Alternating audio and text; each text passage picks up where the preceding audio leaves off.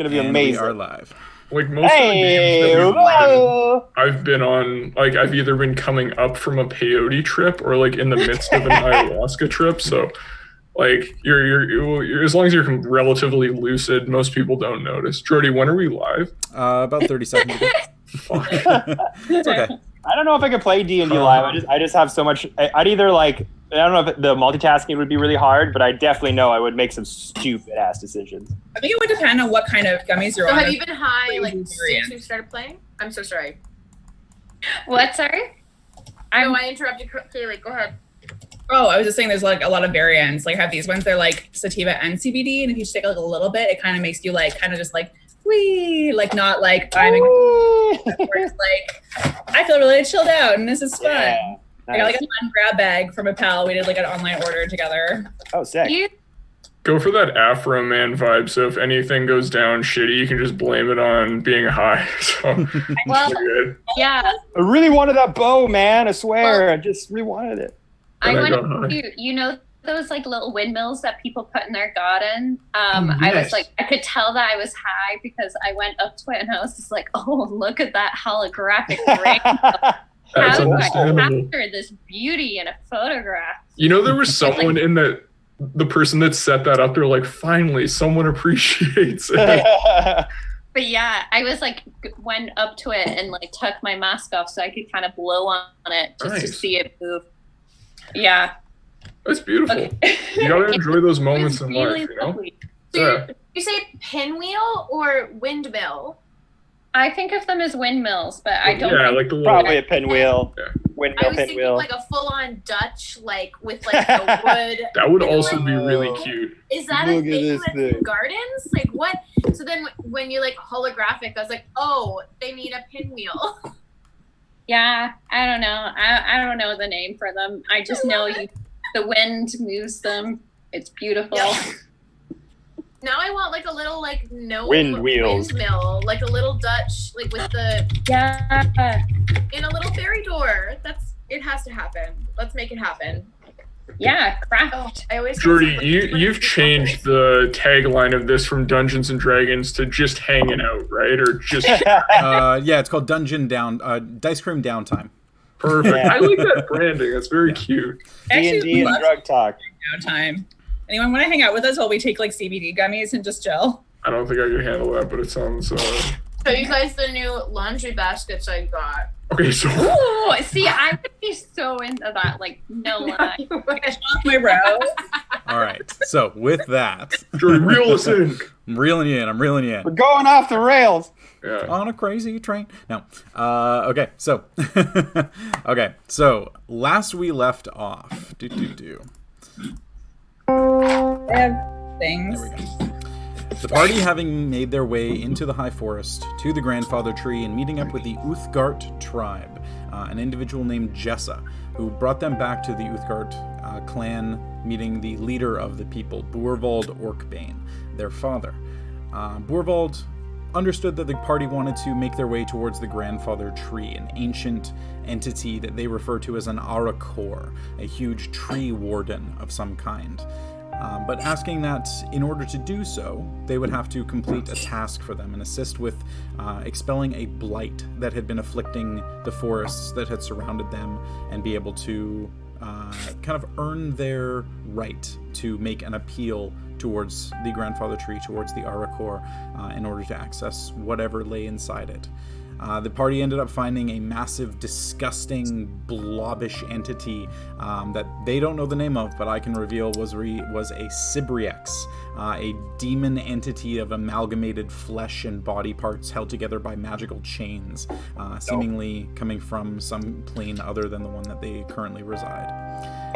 Returning back to the Uthgard camp, they dropped off the chains to the local shaman, had a rather interesting conversation with the shaman right near the end of last episode, with some interesting information coming out about some stories long past several centuries before turning in for the evening, knowing that they were to be up at the crack of dawn to be escorted by Jessa and two of the Ash Strider Rangers back towards the grandfather tree. So, with that, we come to the party waking up the following morning, sunlight filtering in through the door, and a not heavy knock by any stretch, but definitely a rapping knock on the door, making sure that everybody were to wake up. Allura. Question for Jordy. Someone, not me, I don't remember. I just want to clarify. We double checked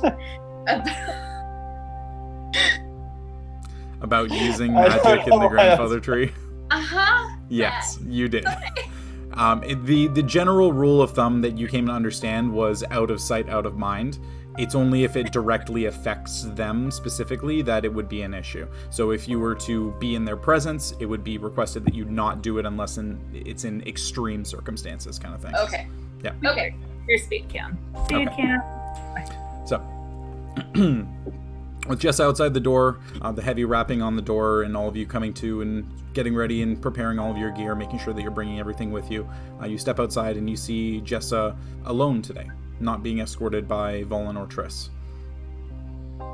Just hanging solo today? Yes, there's not much of a need. I mean, I know the way, and I am the leader of the Ashriders after all, so it's not exactly hard for me to be able to get you back to the Arakor. So, are we all set? Yeah, I think so. I'm feeling. Actually, Jordy, how did Leaf sleep? Any No dreams, no visions of any kind last night. Nothing really seeming to be out of the ordinary since you had that teeth grinding moment. Cool. Yeah. Just want to double check. Like the minute someone started swinging on that chain, it just didn't like bite through his tongue. So that's good to know. Absolutely. All right. Cool. Alrighty. Sorry, just give me one sec here. And there we go. Cool. Okay, beautiful. Alrighty, so with that, Jessa leading the way, taking the more boring route today, following along the steps, not being their usual self, not for any reason outside of the ordinary that you can seem to see, but just more kind of understanding that this is a little bit more of something to be taken seriously. So no races then? Not today. Feats of strength. Acrobatics. Perhaps there will be another time for that, but this is not that time. I gotta make up from the horrible trip I did last time. Yes, well. So, pushing on, it's not exactly long to make it to the grandfather tree, the better part of an hour or so, at their slightly faster pace, because you're not trying to race them or get there as quickly as possible. But it does take a little bit of the morning, and you notice that their pace is a little bit slower than it normally would be, but after a certain amount of time, you do end up pushing forward. And, being escorted back to the grandfather tree, you once again see the immensity that is this ancient being, but now understanding a little more about the nature of what it means to the Uthgardt people. The trees again get taller and more spread out as you close in towards the massive root structure before Jessa pauses. 2 sharp whistles and 4 more Ashstriders rise up from amongst the roots, revealing themselves and sheathing their bows as they step out towards you. You 4, wait here. I'll escort them in alone. And the group nods, and Jessa begins walking up along the extended roots of the tree, placing their feet with a bit more care than you've seen them do up to this point. Gesturing for you to follow. Believe we do so? It's a little bit tougher for you. Their size, Leaf, you're able to keep up pretty easily. Cool. But with the long strides, it is a little bit more kind of clambering up and holding on to little bits of heavy bark here and there. But you are all able to make it up without any real issue. And as the roots get more and more thick, twisting over each other, Jessa climbs higher up. They pause for a moment, and then after about a minute or so of walking, they lower themselves down through a smaller gap in the wood. You can see there's a little bit of a gap between 2 roots. And the floor here is solid oak. Jessa crouches slightly to avoid scraping their head above the roots. But you realize the roots have grown to create some semblance of a long, unlit, winding tunnel. And Jessa carefully lights a small torch to navigate the cramped space. And you continue following them for several minutes, as the tunnel almost seems to shift in front of you, allowing passage in multiple directions. Eventually it bends and reveals a small oval chamber, roughly 30 feet across and 25 feet wide. The walls and ceiling are both formed from intricate woven roots, solid wood, while the floor is something entirely its own. A narrow 5-foot oval of flat wood runs around the edge of the chamber, before sloping off sharply, and then rising again in the center to create a perfectly flat oval in the middle of the room. One half of the oval, the one closest to you, is empty, while the other has a statue of carved wood depicting a kneeling, somewhat humanoid form. Elongated ears, angular facial features, similar to a wood elf, but faces turned down, with closed eyes and a smooth head. The torso and arms are far more muscular than any elves you've ever seen. Bark grows out of them at odd angles as if to represent scars or tattoos of some kind. The hands lay cupped and empty, held aloft in front of the figure towards you. Jessa gestures for all of you to step inside, and you all kind of filter around the sides. It's not so narrow that you can't stand there comfortably, but it is something that you're kind of shuffling a little bit, and you're very much just pressed against the walls between this little 5-foot gap to get towards that central oval. You asked for an opportunity to reach the Arakor. This is where I leave you to do so. Not coming with us. This is your communion. You are the ones who wish to enter. You are the ones who must do so. All right then. Will the Ash Riders, Stridas, will they be outside the whole time? We will be on our watch, as is to be expected. But once you set foot in this room, your communion will decide exactly what will happen. Is this the Arakor, like the mouthpiece, or is it sort of a guardian of a journey we have to further undertake? Like, where do we go from here? A guardian of sorts. And they All gesture right. towards the statue. The way ahead will clear if the guardian sees you fit to enter. All right. I'm guessing after that, it's sort of got to be self-starters. So, gang. There is no single way to enter. It is a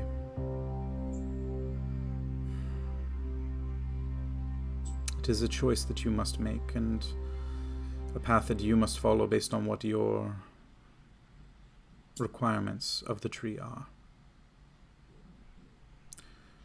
Regardless, it is not something that I can assist with. I leave you to your communion.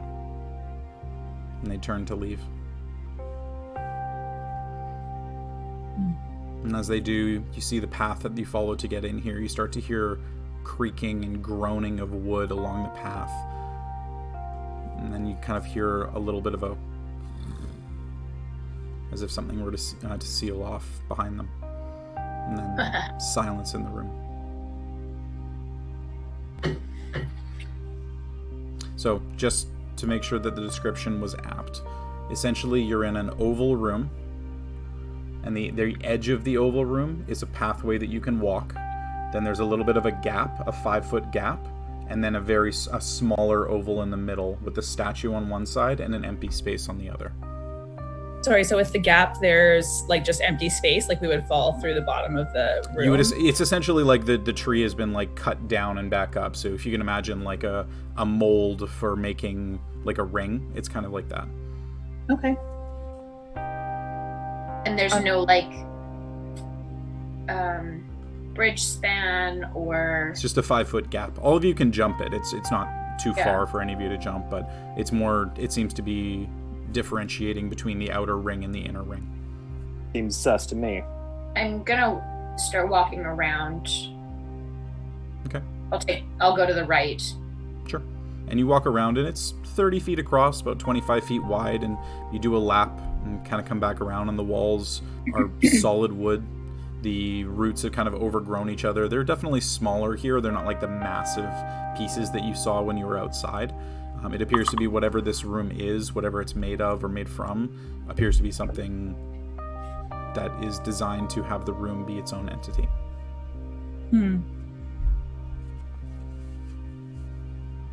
All right. I guess that's So, does anyone want to check if there's anything crazy or dangerous around there, perchance? I mean, knowing what we end up having to face, it's more likely than not that there is going to be something amiss or something a little weird. I'd gladly hands around with you, Les. Should we all hold hands? Not really fall. I think let's just do it. Just step forward and kind of looking at everybody. Elise goes to sort of cross. Yeah. Oh, I would be right there with Elise. Mm-hmm. And I turn to Les and it's like, it's okay, friend. I'll hold your hand. Kind of scoop up his hand, and just kind of go like this to my body, just to make sure he's doing okay. I'm gonna keep him safe. Yeah. Thank you. Waddle forward. Alrighty. So, making the jump across to the gap, it's only about a 5-foot area on the other side, so it can really only fit one person. So who would you want to be making the jump first?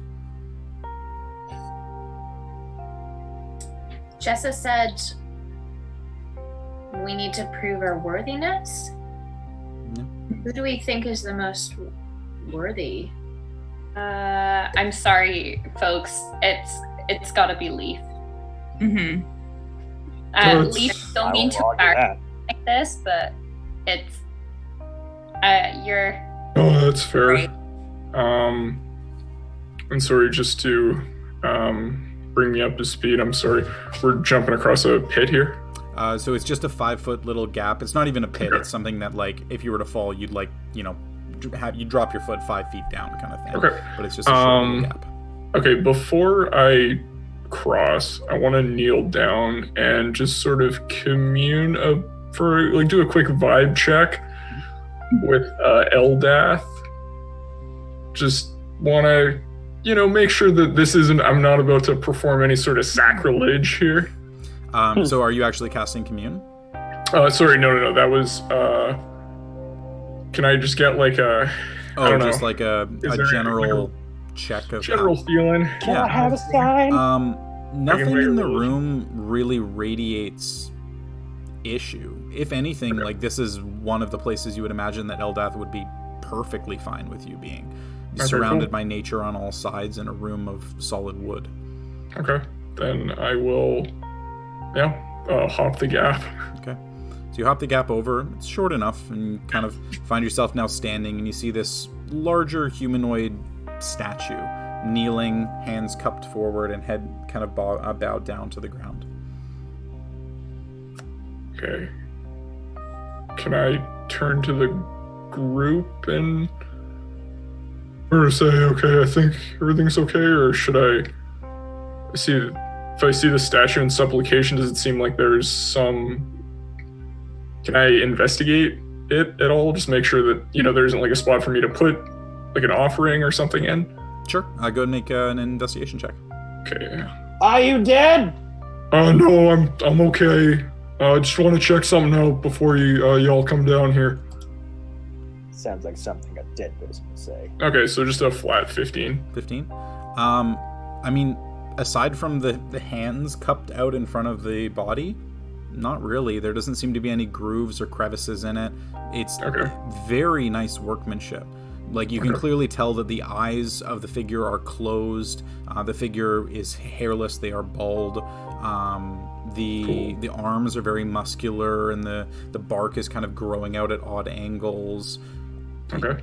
It seems to be some kind of an elven face, but the features of the torso and the arms resemble Uthgard, potentially. Okay. I guess what I was looking for is there wasn't any wilted flowers or fruit. No. Okay, cool. Then in that case, okay, I think we're okay to have people down here. So sorry, just to clarify again, there is no down here. It's a. Oh, sorry, across. Yeah. All it is it's a 30-foot long, 25-foot wide oval room. Okay. There's no doors, no entrances, no exits. You've got the statue in the middle and a 5-foot gap beside it that you're currently standing on. And then there's just like a ring essentially around that. So it kind of separates it so that you have to hop across from an outside ledge to get to that point. Okay. Yeah, I'll sort of see if Aleth or Allura or really anyone wants to come over and inspect this. So you hop back across. Yeah. Do you want to just go do it together at the same time?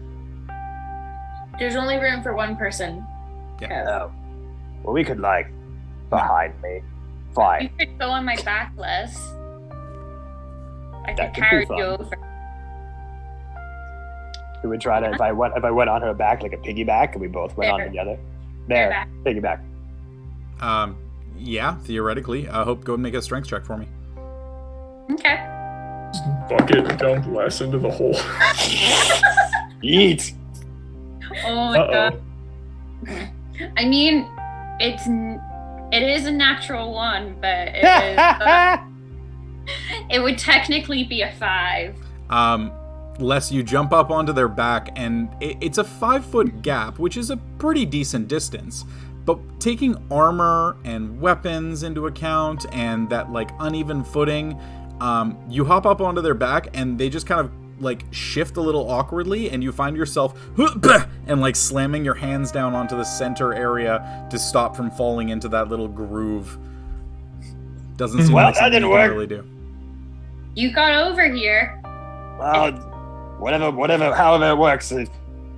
Oh god, just gonna get up and dust myself off. All right. So you hop up into the center area. Or do you stay along the edge? I head towards where Leaf is. Okay. So Leaf is kind of back towards the center area. Yeah. Leaf, I kind of hope you didn't see that. That wasn't really great of me. No. I mean, we all... I mean, I did see it, but, everyone makes, mistakes here and there. I'm a little... Yeah, I don't really know what's going on right now, so it's fair. It's all good. And kind of, maybe dust a bit of, peat moss off their shin pad or something. Sure. Where you missed a spot. And kind of look over at Les. So Les, you're kind of now getting to your feet in the central area there. You've got the statue directly in front of you, the hands open and cupped in front, and the head kind of bowed down. Yeah, I'll walk over to where they are. Okay, Just so you kind of hop back dust across. myself off and be like, it's gotta keep things playful in these stressful times. I think we get a little bit too serious sometimes, and they always have my back, I always have their back. Literally.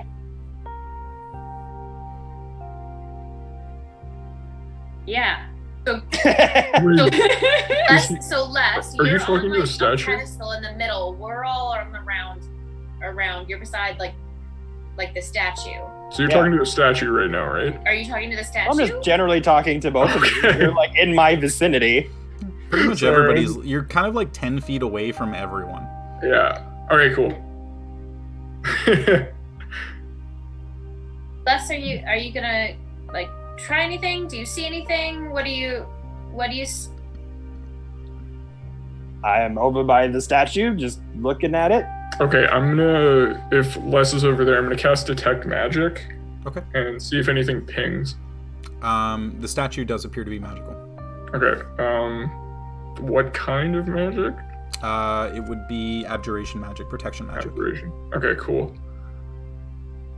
Okay. So yeah, I'll convey that to the party. So just so everyone knows, this isn't obvious, the statue is magical, some form of protection magic. So maybe, I don't know. Anyone have any ideas?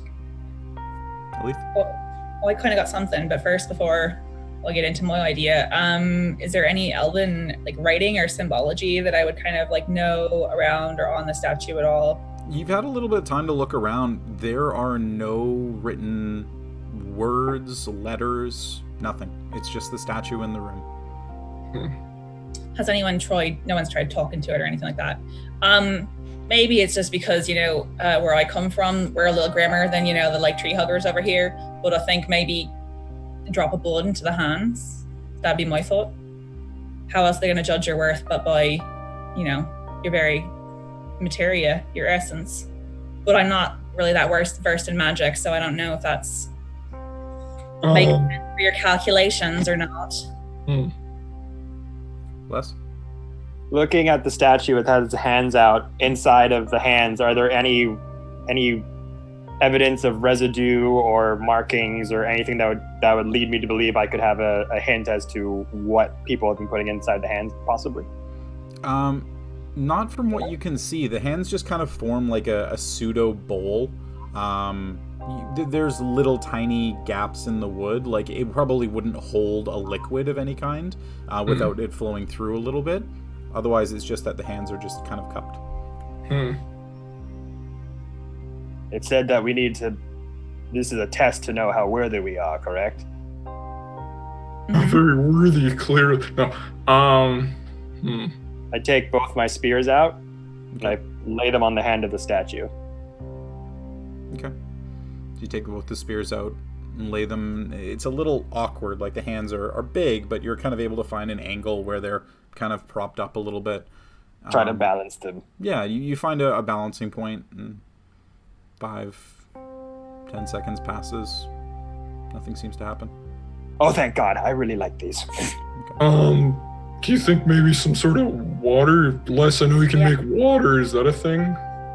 Funny you should ask, Leaf. I think that I can.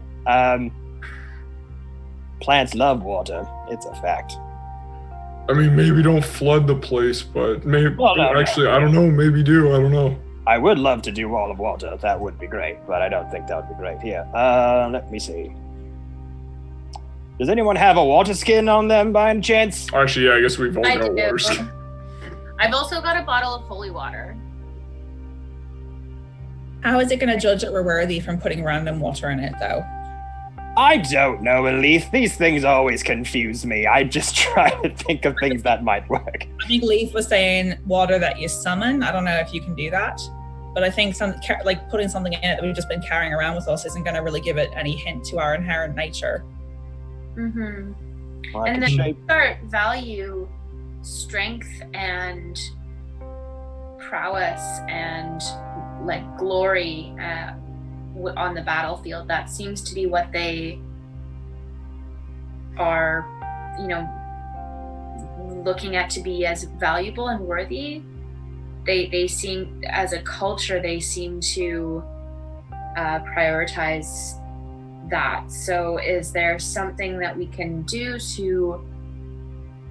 that will show our worthiness in that regard? Or do we think that the grandfather tree might not be what the grandfather tree finds worthy? Laura, make a history check for me. Okay. When do we get the D&D phone a friend?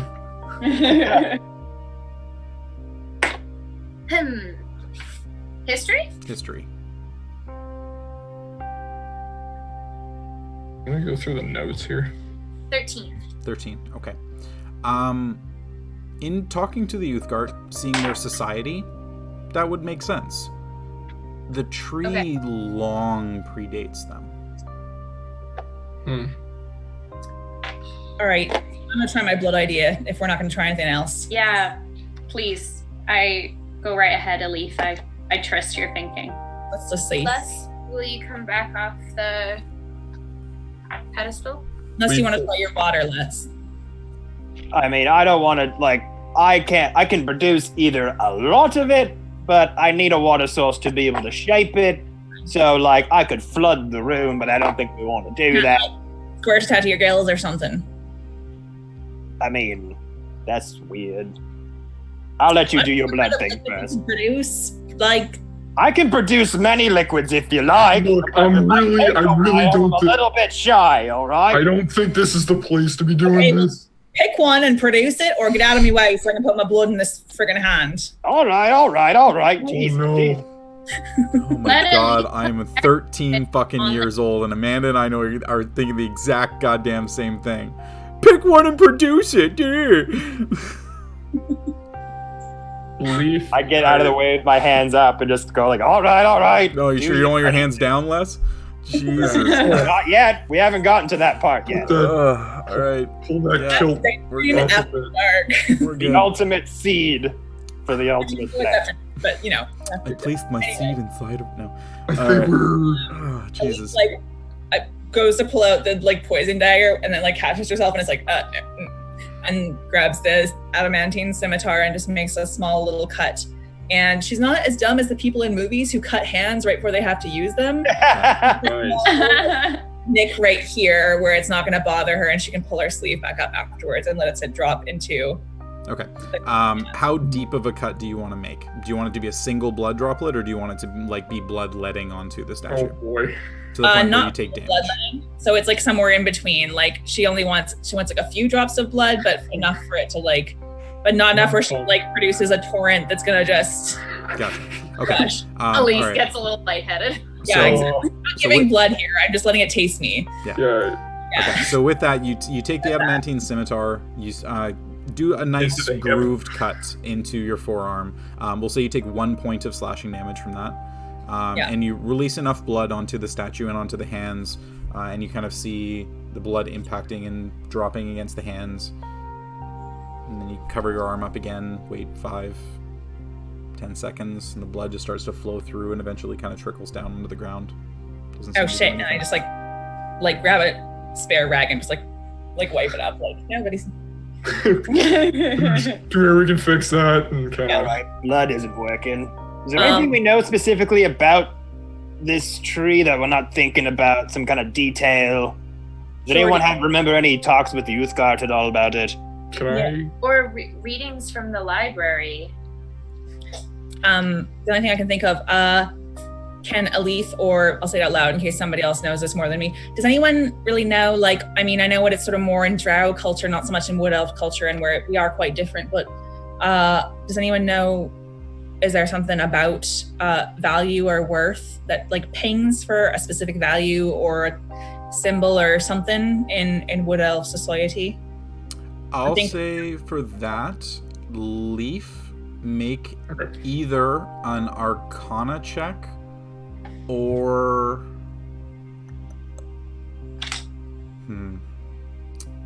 Arcana or straight Wisdom. Okay. I'm gonna go straight wisdom, Okay. but I was gonna say my time with with Tay by any chance, or what else that I knew. You would think that maybe, and that's going to kind of roll into this check a little bit. Okay. So yeah, go ahead and make your check. Just to be clear, there's no other doors or anything out in this room. This room is just self-enclosed with a statue, right? Correct. Tight. And Yeah, the only entrance that was the way that you came in with Jessa, and that appears to have closed off now. That is a 22. 22. Okay. That's a +6. So the grandfather tree, the Arakor, Mm-hmm. is a warden. It's a protector. It's a guard of some kind. Mm-hmm. One of the things that you know from having your discussions with the youth guard is that there are guardians that the tree summons to protect itself. Mm-hmm. You would imagine that there would be costs associated with that of some kind. Money, no, but natural materials that could be used, that you know you can use to assist raise a fallen ally, Oh, all right. or spells that can be used to assist in raising or healing. Okay. You would imagine, given the entity itself, given how old it is, it would have to be quite powerful, so probably quite a bit. But you would be able to make a general assumption that either gems or some kind of protection, abjuration style spell cast upon the statue may have some effect. Okay. Okay, knowing that, I'll relay that information to the party. Okay, I'm thinking we might be able to, offer something more of like a, either I can cast some sort of spell on it, something that, maybe revivify or healing, But we can also potentially offer some sort of diamond or diamond dust. You gotta heal the statue. Well, prove our worth in that sense, if I'm remembering correctly, which I very well may not. Do we have enough diamonds? We can always get more. What's our stock looking like for that leaf? I think I've got 3 on me right now. I know I used some diamond dust recently. I don't know if that... But if one of us kicks the dust, we're gonna really need those in a pinch. Can you try a spell that doesn't cost us the super expensive component first? Like, is there something that's like powerful enough that might ping the statue without... I mean, I guess that's kind of not the point of the whole, like, you must prove yourself worthy and... Yeah, I mean, like, I'm gonna be kind of going in on it anyways. I guess I'm trying to figure out what the right balance is. We'll say the balance would be one or the other. Yeah, sorry, I mean, I don't want to, I'm trying to play prices right here. I don't want to shoot too high and, like, blow a 6th level spell slot, but maybe I need to, so who knows. We can always try putting the diamond and seeing if that offering is accepted. If it's not accepted, it'll just remain there, and then you can cast the spell. I mean, that's, if we're comfortable losing something like that. Like in this situation, sorry to interrupt, Jessa said that it was a journey. I don't think the journey ends just when we get past the statue, so it might be better for us to sacrifice a component rather than one of your spell slots in that case. That's fair. Okay, so I will skip over and place a diamond in the hands of the statue. Okay, how much is the diamond worth? Yeah, let me check. Give me a cheap one. This is just a ruse for the Uthgard just to take them. Yeah, this is how they fund their entire operation. We're gonna get the other side of this door, and there's going to be just them being like, "Oh, you did it! Good job! Yeah! Sorry, your diamond had to be sacrificed to our tree god. It happens." Yeah. I think I just have diamond written. Is there I was just looking at the standard, it's 5,000 gold pieces, but that seems quite high for diamonds are like 50, 100, 300, 500. Okay, I want to say 500. 500, okay. Shouts out to the D&D 5e wiki. All right, so a diamond worth 500 gold pieces? Yes. Okay. All right, so you pull the diamond out, and it's quite a sizable piece, a good... about the size of a golf ball or so. And you place that down into the center of the hands. And you see the hands, at this point, finally start to react a little bit. And you see them start to kind of close over very slowly. And kind of cup the diamond in between the hands. And then you hear... And then the hands kind of shift over to the other side. And then reopen with nothing inside. And you hear a soft thrum that kind of floats through the air as the left eye of the statue slowly slides open. A subdued wash of green light emanates outward. Cool. The wall on the far side begins to shift slightly, elongating the room a little bit. And you begin to see the roots slowly moving apart, but still solid. Well, that sucks. Gotta do one more, I guess. Shall I try casting a spell on this thing? I think so. I think you're the only one of us that has sort of the high level and close. Before... Oh, sorry. I could use one of my spell slots. Leaf. I feel like yours are pretty important, and I do have space, I feel, for a powerful spell. I also do know Revivify, if the diamond's still there. I kind of look at the diamond that's clearly not there anymore and go, I got some bad news about the diamond, gang. Kind of turn to Lesser. Did you want to do something? Well, do you think what are you thinking about, diamonds or spell slots? Well, I could try something. I only have like sort of a second level spell that's sort of a healing spell, but I have something. I'll say one thing here just as a little aside, because there's enough spellcasters in the party. Yeah.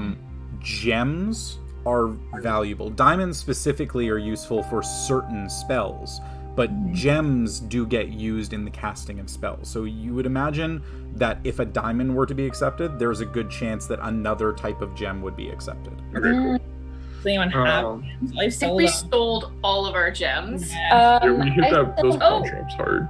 I still have 4 pearls worth 100 gold pieces apiece.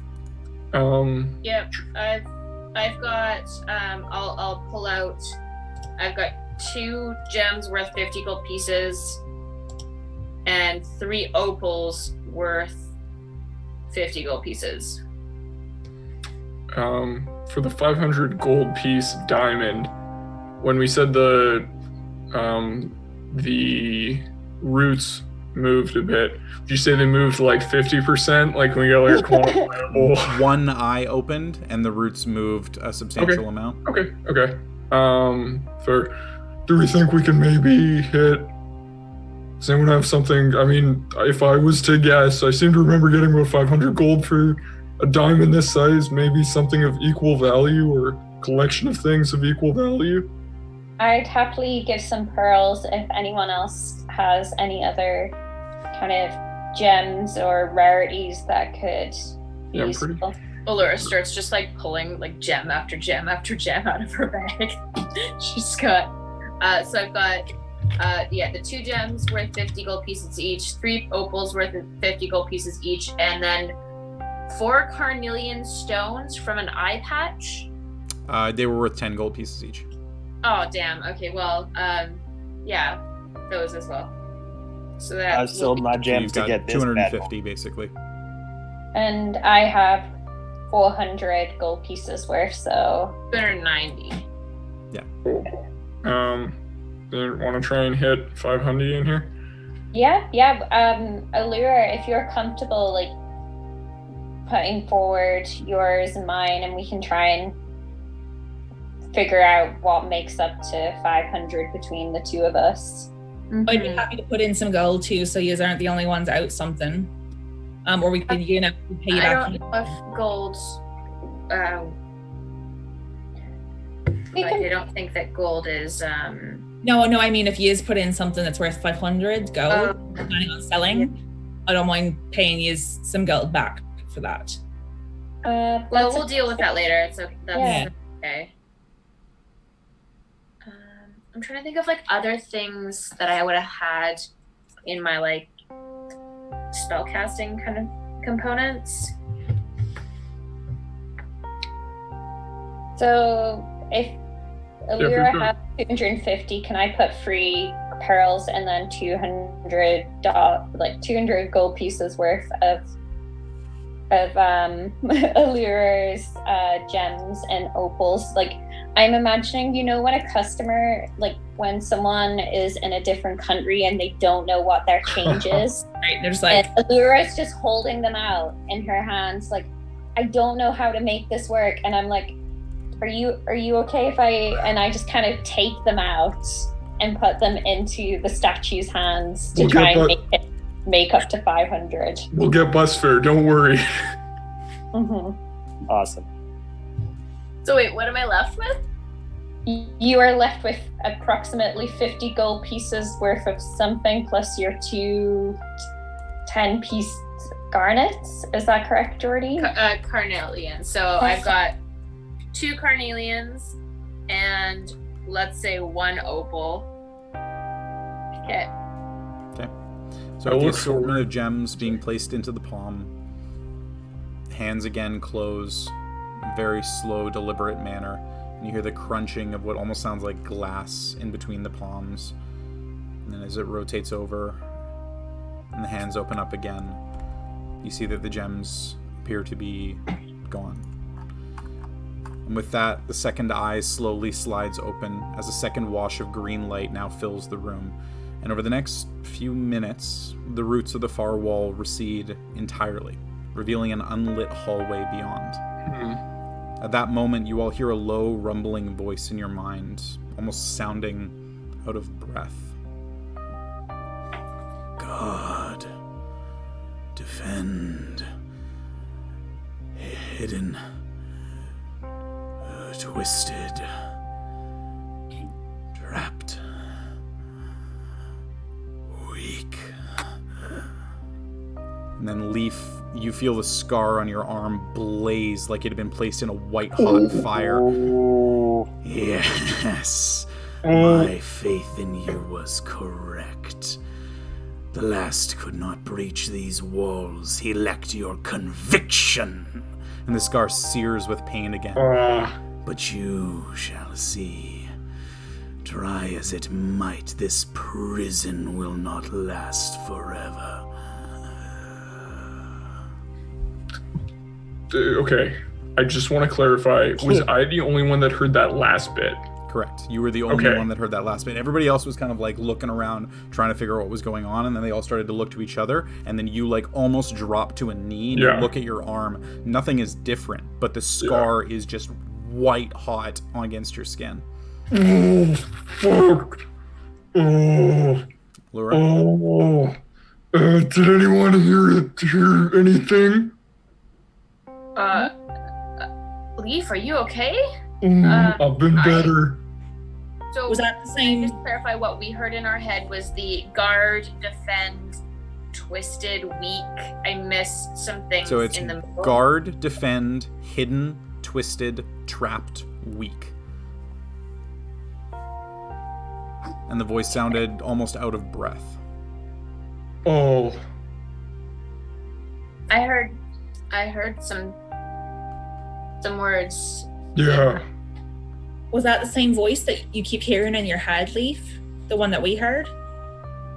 It sounded like it was kind of like it'd been like climbing or running. It was out of breath. So I heard two voices. One was clearly not the one that. No, that was a little different. Yeah. I'm a little worried. Why are you worried? I don't know. I think whatever's been trying to get a hold of me is here, and I'm What's like, wrong with your head? Just cramping a bit. Oh no! Okay, no. The scar bad. Scar very bad. Yeah. That's not good. That is not good at all. Something weird's going on in here. I have some holy oil. Do you want me to try and put it on your scar and see if it helps? It looks like it's really hurting you. I mean, we can try. I'm not super sure, and kind of like hold out. I'll like pour some oil into my hands and cast wounds and try to like rub it on Leaf's arm where the scar is as I rub the holy oil into the scar. Hit me with a little hand sanny. So sorry, did you say you're casting Cure Wounds? Yeah, I'm gonna cast Cure Wounds at the same time as I rub the holy oil onto his arm. Try and like. You put the holy oil onto his arm, and Leaf, as Elith is starting to cast Cure Wounds, the oil touches your arms, and you immediately just recoil as the pain gets even more intense now. You actually do take 2 points of necrotic damage as the holy oil touched against the scar. Oh, fuck. Oh, no. Oh, no, I'm sorry. Is it like visible in any way? The oil where it touches your skin looks totally normal, but where it touches the scar, it's almost bubbling the flesh. Oh, this is like when you put water on a fire and it just becomes a bigger fire. Oh god, it's not great. It's not feeling great right now. I just tried to put water on an oil fire, as it were. All right, and I sort of like mop up any of the holy oil that's on Leaf's arm, and then actually cast Cure Wounds after that and try to like. Oh, you sure? I did. Yeah, it's fine. I got some spell slots. Okay. Is this a Gargoth related thing? Yeah, I'm pretty sure this is related. Why the fuck would he be down here? Isn't this Wait, been what we've been leading up to, Les? Yeah, that kind of makes sense. You know why he's down. It's all good, dude. I think. Just gonna walk this one off. Oh, Leaf. So Leaf, if I'm understanding, are you okay? Can you? Oh yeah. Like I'm assuming this isn't like this ongoing. No, so it was white hot pain, and then as soon as the voice ended, the pain was just gone. And you were like, it was like a dull throbbing ache, but it wasn't anywhere near the same. But then as soon as the oil hit, it came back completely exactly the same as what it was before, and the skin actually started to bubble underneath the oil. Okay, so I'm gonna be real. I think we gotta be really careful that we don't let something out here. Like, something might be trying to get out. I don't want to help it get out, and I'm worried something might happen. I'm just gonna be real with everyone. Was it? No. It was the voice, the Arakor, the voice. That wasn't the voice, but I did hear something a little side note at the end there. Yeah, just kind of goading, sort of saying the similar stuff from before. It will be nice to clear up this confusion. It keeps calling me a disciple, which I cannot get over. It clearly got a wrong number or something, but it'll be good to figure this one out in person. I don't know, but we got to be careful. We're not like a leaf. Oh, I mean, the voice that I heard didn't sound angry or like, it didn't sound like someone who was trying to escape. It sounded like someone who was tired. I mean, there's a chance we might have been, maybe. That might have been what's been holding the Gargoth here. We might have been hearing from the tree. The tree might be a little tired, and Gargoth might be trying to make their move right now. Tie us some work keeping a big of an asshole as that guy inside. That's fair. It's almost as if, like, the tree is asking for support in its ability to keep Gargoth contained. Ideally, yes. And Gargoth is trying to work through you to thwart that. Yeah, I'm really not a fan of this tug of war that's going on right now. Yeah. So the sooner we get this figured out, probably the better. Yeah. So I don't want to have to bring this up, and I know that Leaf, you'd never do anything to harm, a tree guardian or any of us, but like, maybe Hope should be ready to restrain you if Gargoth takes control of your arm or something. That's fair. They've got an incredible headlock. So that's understandable. You good to buddy up, Hope?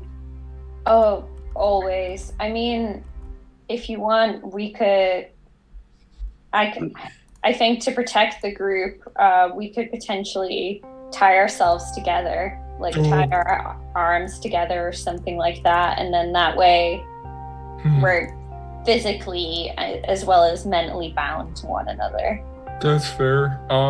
Jordy, I have a quick question. Mm-hmm. I can carry things larger than myself. I'm assuming Hope's a bit of a tank with their armor, but like, can I piggyback them, and like, would that be in excess of weight that I'm carrying around, or? What's your strength score? It's a +2 modifier. But what's the actual score? Is it 14? 14, yeah. 14? Yeah. So you can carry 210 pounds of additional weight beyond yourself. You would not be able to carry Hope. Okay. The Furbolg thing says that I can carry, like, I'm considered a large entity. Yeah, so that's the size of the things you can carry, but not the weight. Okay, cool. Just wanted to make sure. Yeah. What about, Jordy, part of me is like, what about vice versa? Because I was fully ready for like a Banjo-Kazooie moment there, but it's cool if we're... What's your strength score? 19. Similar thing, 285 pounds. I mean, Leaf alone is at least 230. So your gear would weigh way more than 55 pounds. All good. Yeah, maybe we'll just do kind of a buddy system. Yeah, maybe just rope at the waist, because I don't want to get in your way if we got to scrap with something. Yeah, I'm okay with that. Does anyone have anything that we could use to secure ourselves to each other? We do kind of. I feel like this is want to respect your sentiment and idea, Hope, but this got us into trouble last time also. I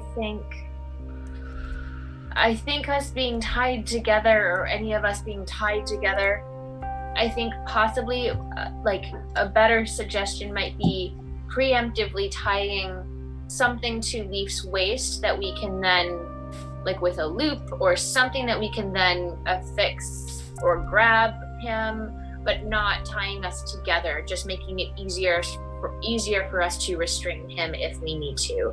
I think that tying us together or tying anyone together will spell disaster.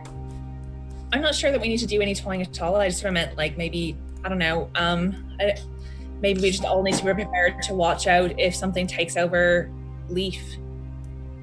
I'm not sure even how much room there will be for anyone to run around or run to things. It might be just a matter of like, I don't know, preventing a grab or something like that, or even clapping a hand over his mouth if there's some kind of like, magical words that need to be spoken, whatever happens in situations like these at crucial moments. I'm just saying we got to be prepared, and that Leaf, we all love you a lot and there's nothing we wouldn't do for you, but if it comes down to it and we have to hold you down, then we'll have to, if it means, that's fair. This asshole's not getting free, and then at least kind of like is specifically not saying his name out loud, since knowing that he's maybe in like magical listening. Yeah, fair. Yeah, that's fair. Just proceed with caution, I'm saying. That's cool. They're super valid points. Admittedly, I may be forgetting our other times of doing this. I think it was the time we had our slumber party and we were all tied together and we spent the first round untying. Yeah. Yeah. That would probably be. Hope, I don't know if you would hear that section. I think we there. Yeah, they were there. Each other together, and then it was. We had fun. Had to have rounds of combat where we were untying the knots to. It was a fun yakety sax moment. Yeah, Les took like 3 rounds to wake up and get out of his sleeping bag. Oh, I do remember that one. Yeah, where Les slept through the entire. It was a very battle. tricky sleeping bag. Okay, it was very large and just kept folding on itself. It wasn't easy to do. No, Yeah. it sounded like it was troublesome. Fish scales rub against the material and it gets caught. Okay, it's not the greatest. I have very dry skin. Okay, You went against the grain. You should Exactly. never go against the grain. exactly. Should we start our descent? Yeah. Really? Oh. Yeah. As we're leaving, I know Achaidh has like an insanely high passive like this is just like a thing that I know, right? Yeah. Jordy? Can I kind of make a motion to the Achaidh's wearing whisper, like you're wearing whisper openly, right? Yeah. Okay. Can I make like a motion to kind of tap it and like look at her as we're doing that and try and not alert the rest of the party? Like I'm trying to like just sort of look like I'm like scratching the back of my head, but I'm just tapping and looking at Achaidh. If you like caught my eyes and like Mhm. looked low and then back at me, I'd probably get it. Yeah, that would. I'm essentially trying to like in the most subtle way that I can think of, communicate that to initiate the connection. I mean, Achaidh, with how used to looking around at things you are and how like usually innocuous Leaf is, this is definitely out of character. You pick up on it pretty quick. Yeah, and I kind of like just do a quick scan to make sure nobody's watching me, because I get the sense that Leaf wants to keep this kind of under wraps, and then just sort of like put my hand sort of back and like tap whisper from the underside rather than reaching up to this way as I normally do, and then sort of like in my to Leaf with my psychic abilities that I'm holding the bow. What's up? Something you don't want said out loud.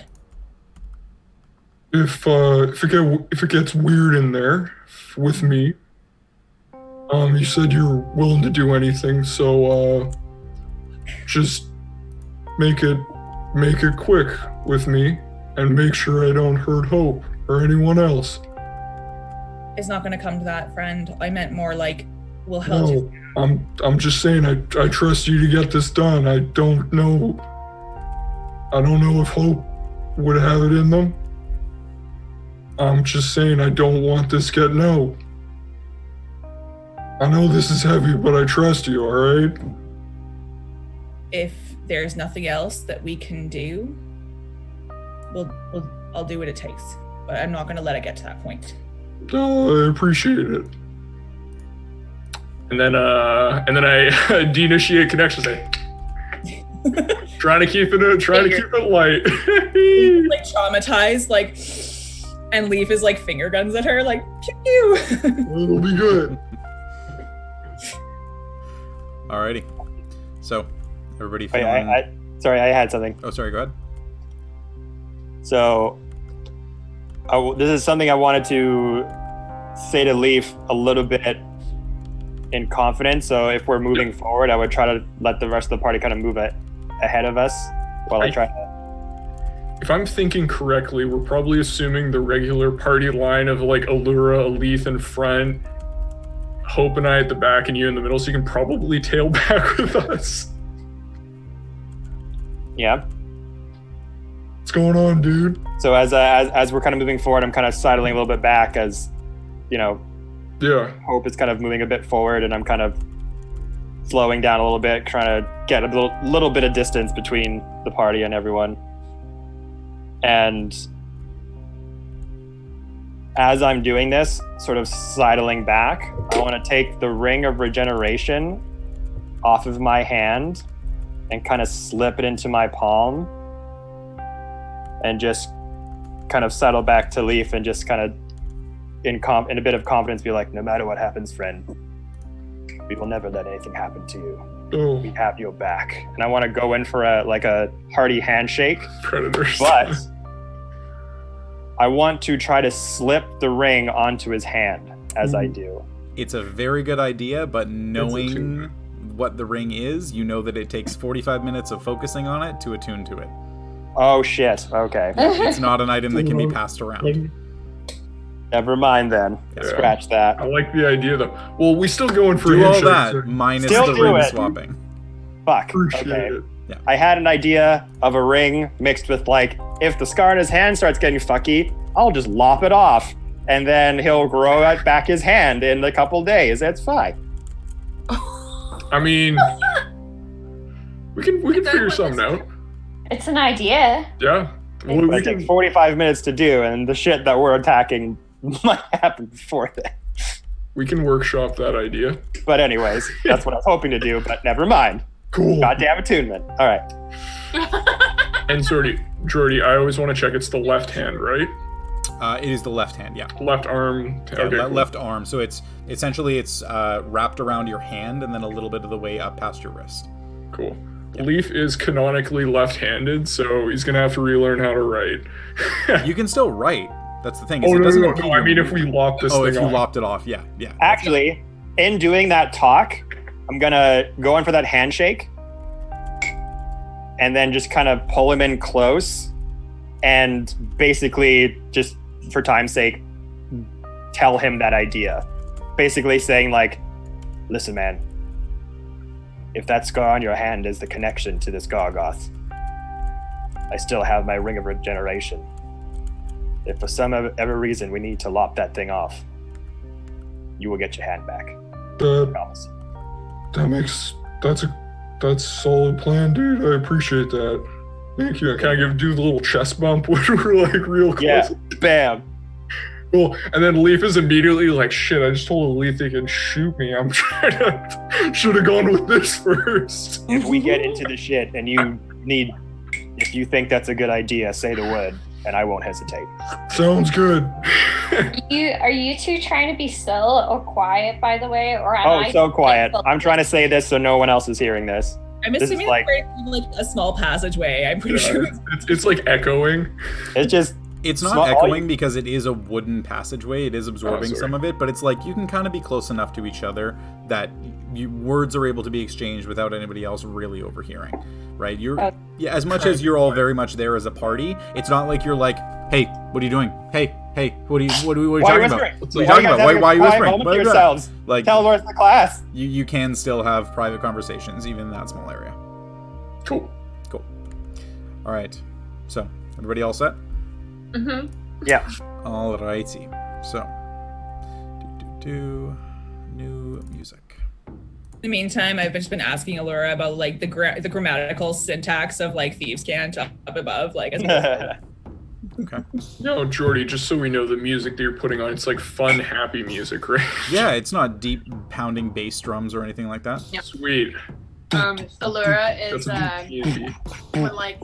when Alith is asking about like grammatical syntax and all of that, she's like kind of teaching Alith like that slang and stuff and like bad words are like grammatically correct and shit.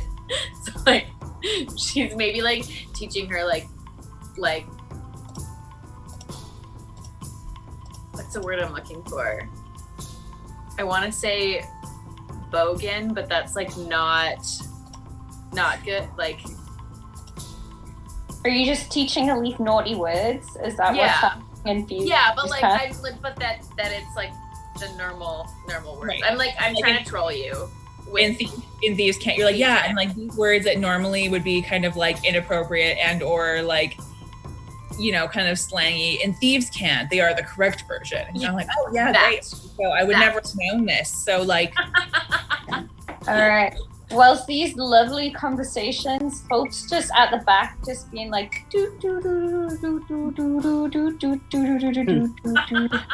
they're just swinging around. Just like, you know what? Sometimes it's just nice to not talk. Alrighty. Oh, sorry. I was talking about sports. So. As you guys all start to push your way a little bit further forward, following the winding, twisting path, I'll get you to go ahead and swap over to roll 20. Oh boy. No. I did it. Nice. So this is a big black map, and Big you guys black are at map. the very kind of bottom center of it. Huge, big black map. Big black map. Big, ginormous. Big, ginormous, big black map. expansive black map.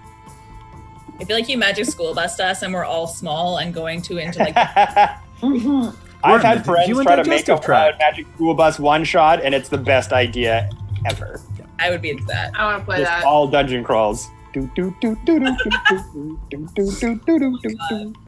like the red blood cells. They're coming after us. No. So good. It'd be fucking amazing. Alrighty, so the hallway ahead twists and turns before winding itself into a series of wooden passageways.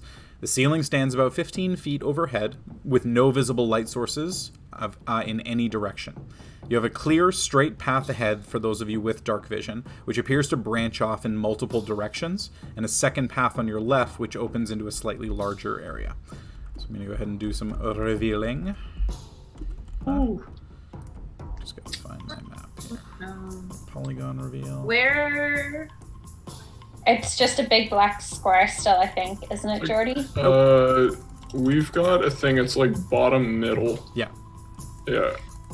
Okay. Oh. Bottom middle. Oh, I see something.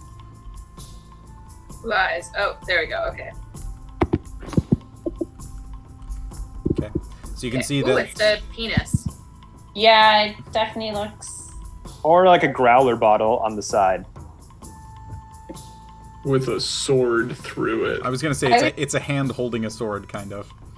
I was thinking A glove holding a sword. Okay, we got. Anyway, It's a dungeon map. So yeah, it's a dungeon map. So what you've got is kind of going up into this larger opening area. You've got a pathway to your left that seems to just open into another room, or you've got a path straight ahead that's got 3 branching pathways off of it.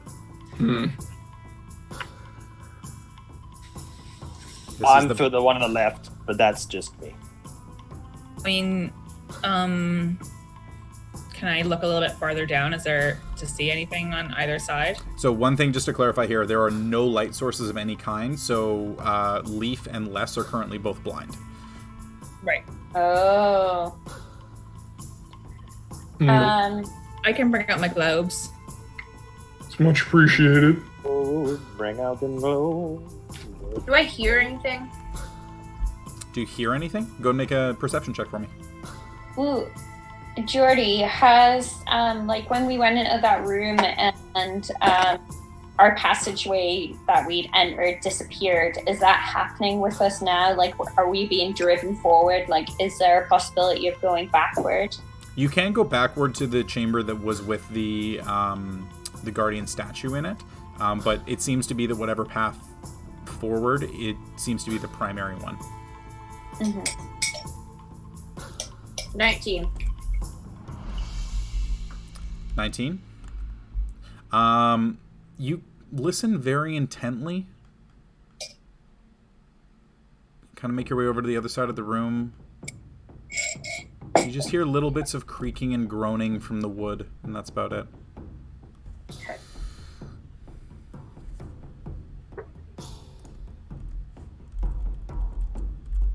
Did Elif put her lights up? Yeah, I did. But I also wanted to see if there was if I could see anything down either side a little bit farther.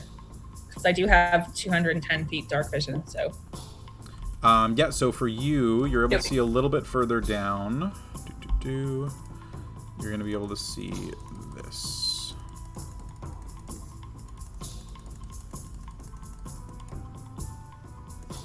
Okay, so basically it kind of keeps pointing a little bit longer. Yeah. So this one appears to be a single path that you can continue to follow if you'd like, whereas the other one going further up ahead, you're kind of looking more at multiple branching pathways. Jordy, it's gonna sound kind of crazy, but either of the paths smell a little bit fresher. I assume we're gonna go talk to this tree. I know we're kind of already in these sort of wooden areas, but is there anywhere that sort of smells more loamy or tree like sap or fur or anything? Not fur, animal fur, but fur is in the tree, but any kind of sort of fresh tree smell coming more strongly. Go ahead and make a perception check for me. Okay. Yeah, basically just Elif starts scenting the air to be okay. And if we are inside a tree, do I get my natural explorer bonus? Inside a tree. It's not a forest, so I'm going to say no. Ooh. Oh, I would have totally. What are your overall what are your favored terrains? Underdark, mountain, and forest. I'll say with that combination, sure. Under a tree, under forest. We'll see. I mean, the mountain counts as caves, so also it's kind of underground areas. Caves that are under mountains. Anyway, okay, cool. Thank you. Perception. Or we just stepped into Avernus, one of the two. Not ready for that. 22 wasn't great, but 22. Are you stepping further in, or are you literally just staying at the entrance? I mean, I moved in a little bit on roll 20 so that I could see further into the left-hand side. Okay. Giving a pretty good smell to everything and trying to get a feel of it. There doesn't seem to be anything that really is a stench of decay or of anything malcontent in either direction. It would be something where you'd kind of have to just keep pressing forward to be able to figure it out. Okay. I'm gonna message Elif. What do you think? Left or forward? I'm only 15 feet from you, so I don't know if you need to message me yet, but you can. It's cantrip. I can do it Okay. All right. It's passing notes in class. You're Allura's just being cool. She's oh. Yeah, I think either way is as good as either. I can't really tell if there's much of a difference. I'd say let's go forward, straight ahead, just for the sake of going forward. But it's a toss-up. We can flip a coin. Yeah, and then she says to say the same things out loud to the rest of the group as well. Unless anybody has any specific calls about which way to go, or you can't really tell much of a difference. I'd say let's go forward, but it could be either way.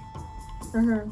I'm gonna kind of be like checking my like hand, see if it's like a metal detector, if there's like a direction. If I'm not feeling anything, then I'll just defer to a leaf.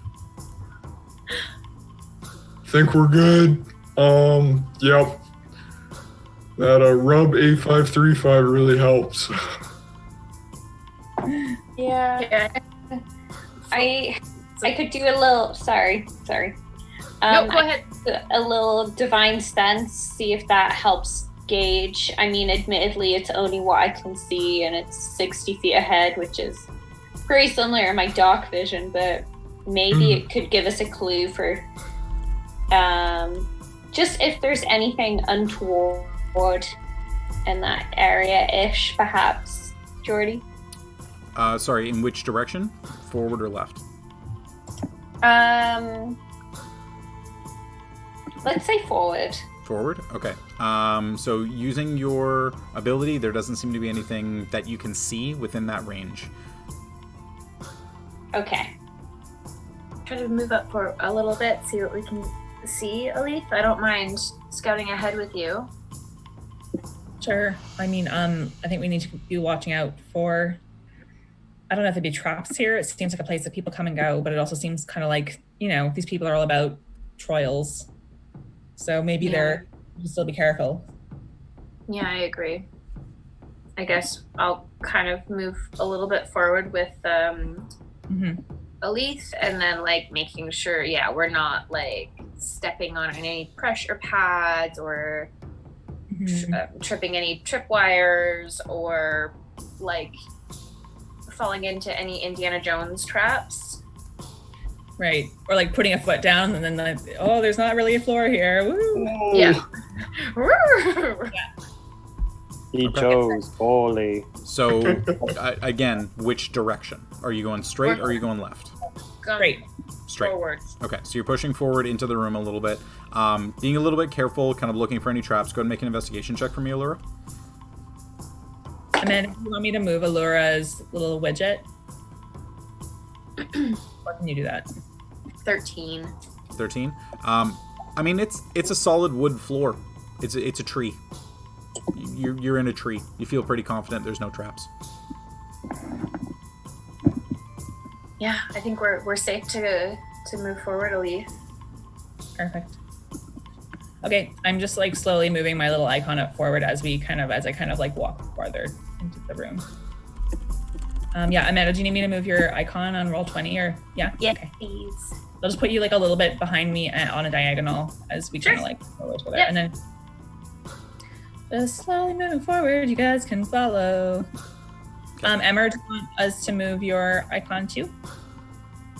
Probably. Oh, yeah. You can like attach ours together, I think, if you like drag in. So are we just going all the way up here? Yeah. Okay. So moving up to the far end of the room, you're able to see a little bit more around this corner here. And then I checked my sheet. I actually do have dark vision.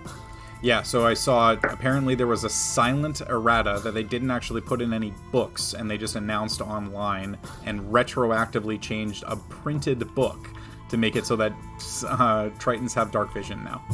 So Les burped and now he can see in the dark. Pretty much. Well, living in the depths of the sea, deep underwater. I always thought we ruled it that he could see like dark underwater, like. Yeah, that's the thing is that like light filters to insane depths, like.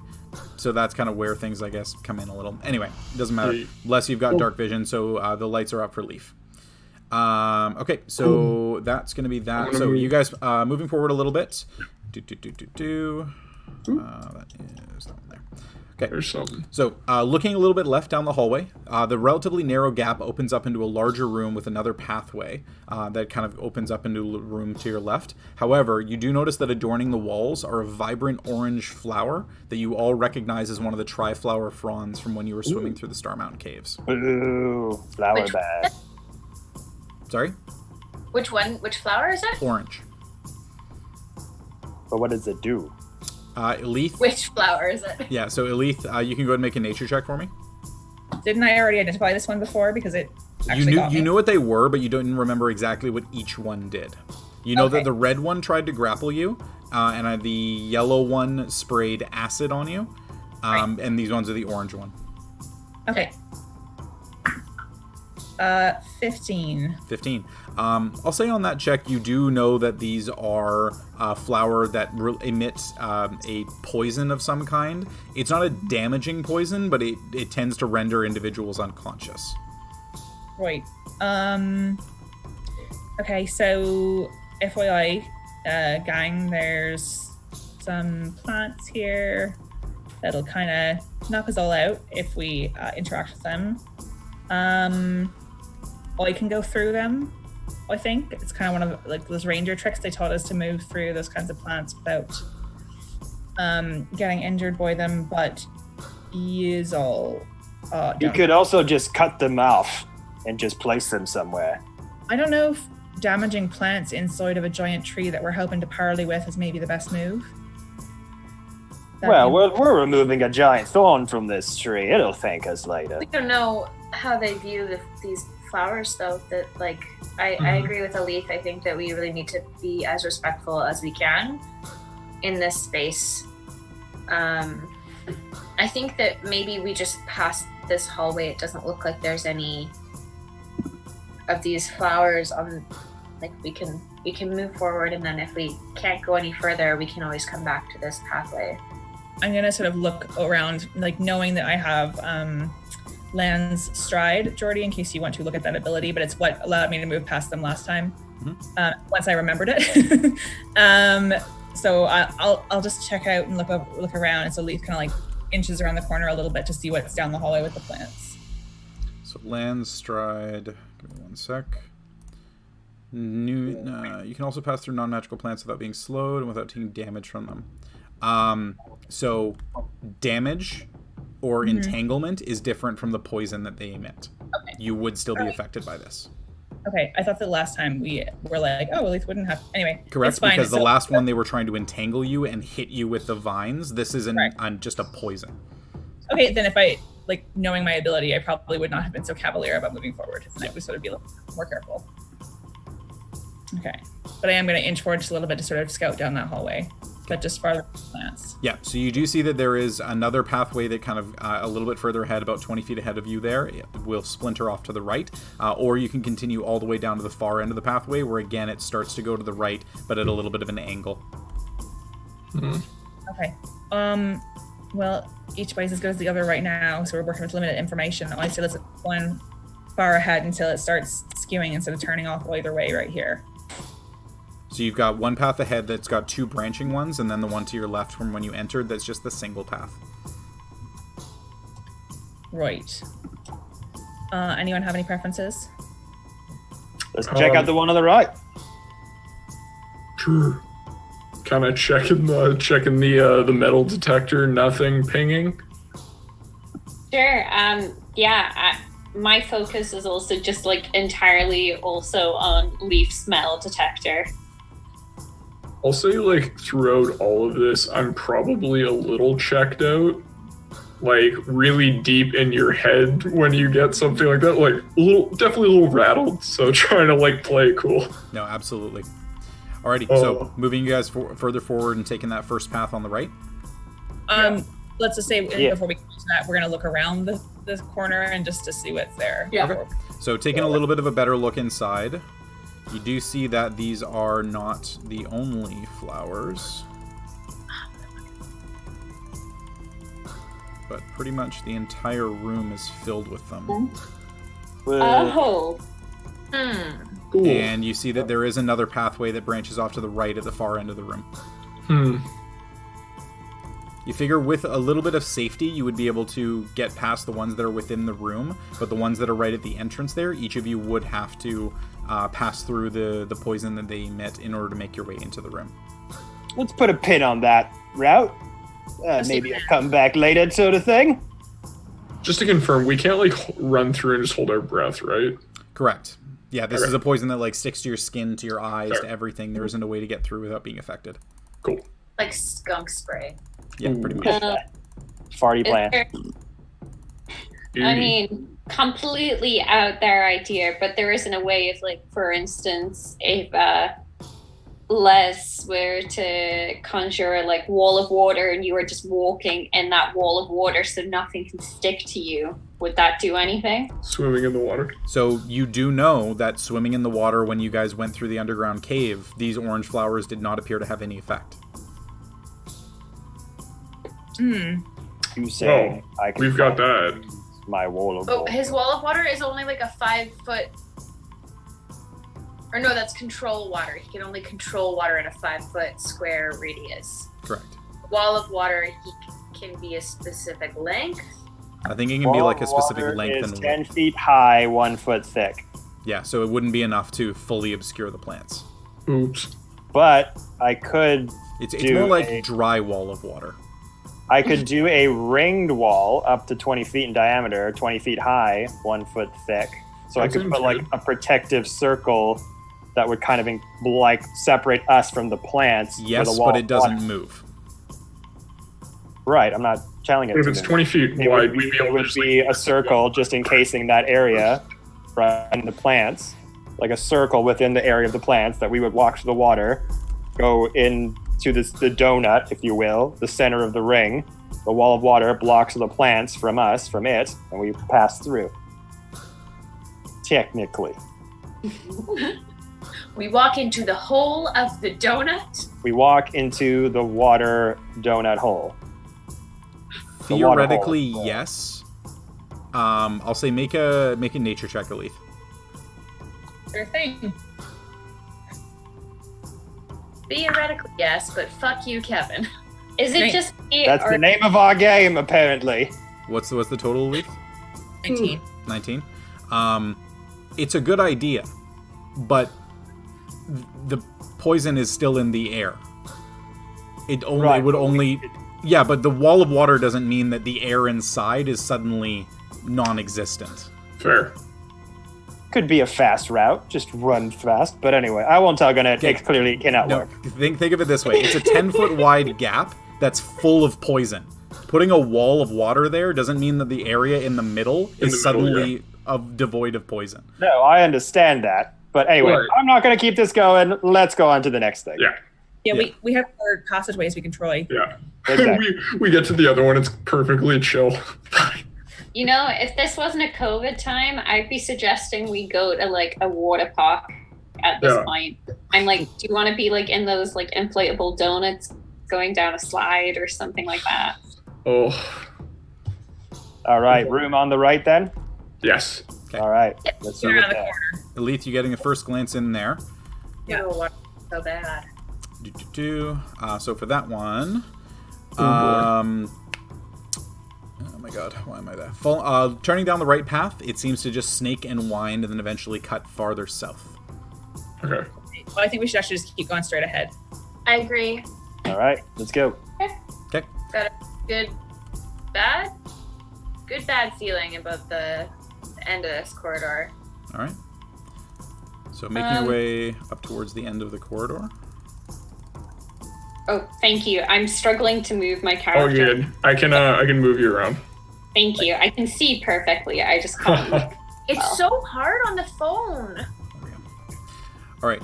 So making your way to the end of the corridor, you see that the path does branch off to the right a little bit. It's kind of at an angled one, and then it just continues further on the deeper you go into the tree. How do we feel about this, you guys? I'm keen to keep moving. Yeah, I think. Go for it. Yeah. Keep going.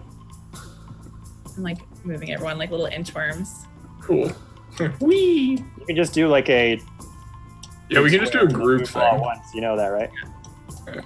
Yeah, you can grab the whole group and kind of move them ahead. So, all right, getting a little bit further up there, you see that the path continues dead straight and then eventually cuts off to another right-hand angle, kind of seeming to come back towards the beginning again. Okay, it looks like it kind of just loops around. Do you guys want to go back and try that original left-hand turn, that is the first corridor we came out of? Or do we But Let's just. I would just keep pressing forward myself, but yeah, I think we should just keep trying. I would also like be checking, like Azalith is kind of checking and using her really extended Dark vision. eyes. I would be checking the walls to see if there's any secret passageways or anything. Okay, go ahead and make an investigation check for me.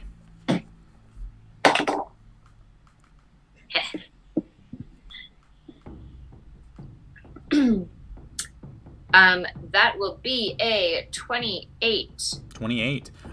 Reaching up, feeling against some of the walls, trying to get a feel for it. The walls are pretty solid all the way down as far as you've seen. There doesn't appear to be anything, at least along this path, that would lead you to a separate antechamber or anything. Okay. But you feel really confident about the fact that you didn't miss anything. Yeah. Yeah. Okay. All right. So what direction do you guys want to go? I think we're gonna move forward. Move forward? Okay. Yeah. So I would be looking along the walls still as we're moving. Yeah. I'll say, what's your passive investigation? What does that mean? So 10 plus your investigation modifier. 19. 19? Okay. I'll keep that number in mind. Right, you've got Bard and all that stuff. All right. Oh, yeah. So, Alethe, you kind of looking around a corner, you see that the room does start to open up a little bit in there. And with your passive perception, you do start to hear that there seemed to be some kind of, like, skittering sound coming from inside there. Okay. I will quietly relay that to the rest of the party. Okay. Sounds like something. We cut the lights maybe, and Yeah. you want to take a look? Maybe help you keep tight head of leaf as I drop the lights, and maybe I'll sneak forward as opposed to just sort of. I mean, I assume we've been kind of quiet the whole time, but now I'm like really sneaking. Okay, so if everybody wants to be sneaky, I'll get you guys to make stealth checks for me. Wow. And yeah, I can hold. One hand can be holding Les, one hand can be holding Leaf, considering neither of them can see well in the dark. So Les I actually can. That was the errata rule that we just found out. Oh! This is a today thing, so it's all good. Yeah, this is something where the book was printed saying that Tritons do not have dark vision, and then a web article came out saying, yeah, I guess it kind of makes sense that they do have it. So there's a printed book that says they don't, and then somebody online said yes, they do. Does it have dark vision in the Theros book? Because there's a Triton race. Theros, that's there. Yeah, so that was the their errata thing. for it, is that in the... So, but Theros book, it wasn't actually printed in the book, it was printed in the D&D Beyond article. Oh, Oh. Or if it was in the Theros book, it was like somewhere really random. But yeah, tight. anyway. So, Cool. So kind of looking around that corner a little bit, stealth checks for everybody. Allura, stealth. 27. 27, less. 27. No pass without trace, right? No. No, 15. 15, Alethe. Dirty 20. Dirty 20, Leaf. Dirty 20 as well, Dirty with no 20. disadvantage now. Very nice. Hope. Oh, well, I actually got 18 at disadvantage, so...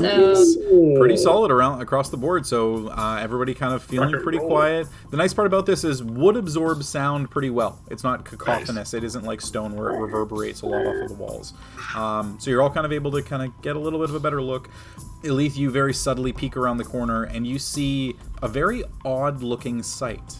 Oh, that's bad. You see gigantic legged creatures, about almost 10 feet long abdomens, about 6 legs coming off, and then pincers in front of their mouths. They look like ants, but they're 10 feet large.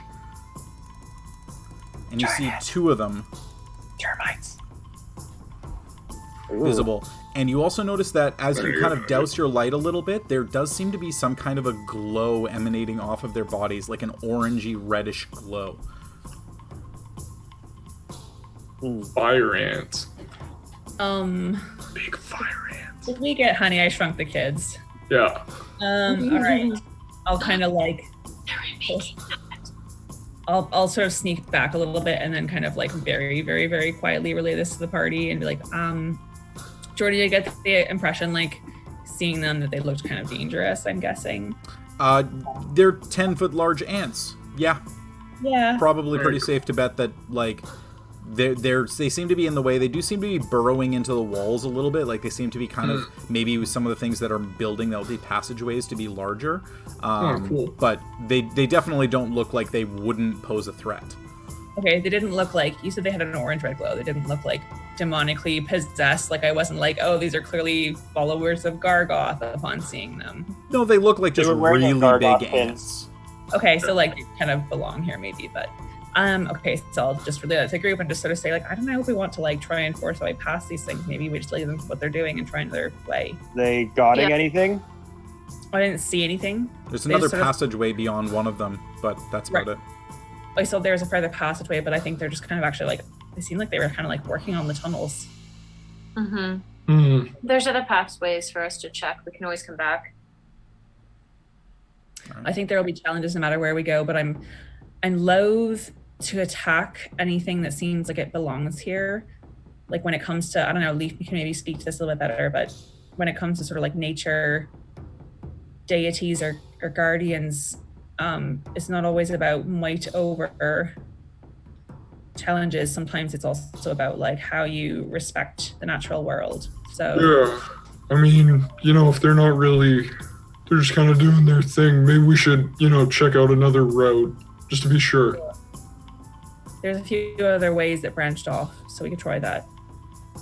Yeah.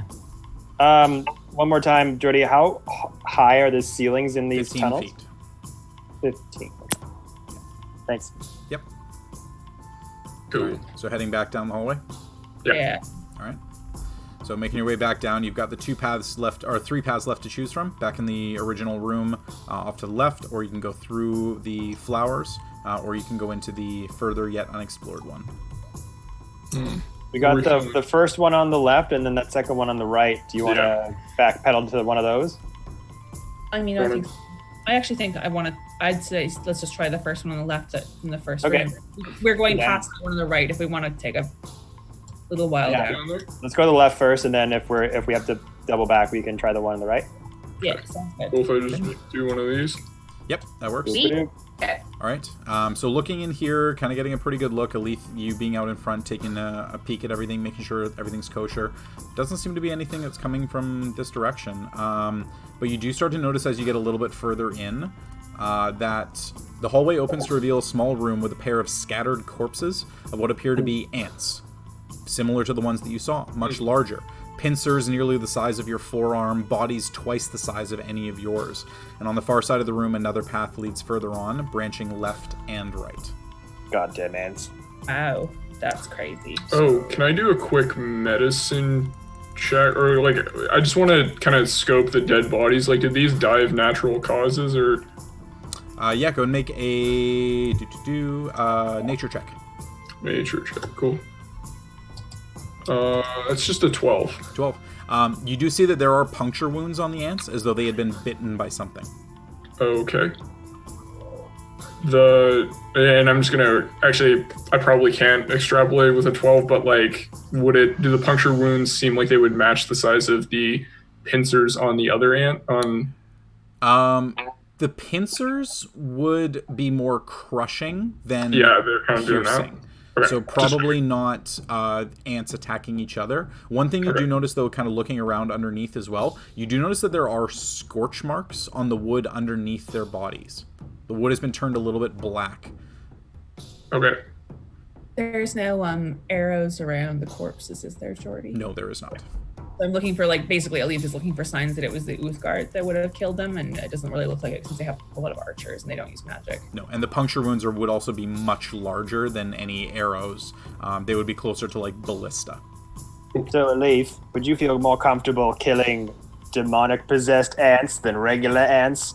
I actually would. In this specific scenario, I think, it might actually make more sense for how we interact with the Arakor. Hallelujah. I was going to say, I might just cast Pass Without a Trace before we move forward any farther, just in case it can help us. Not a bad. Thank you. Would you and Allura mind also just having, like,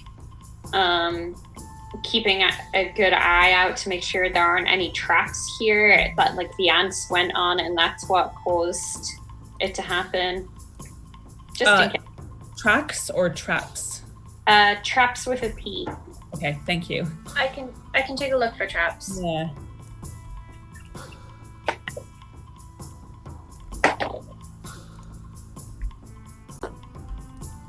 That's not so good. 18. 18.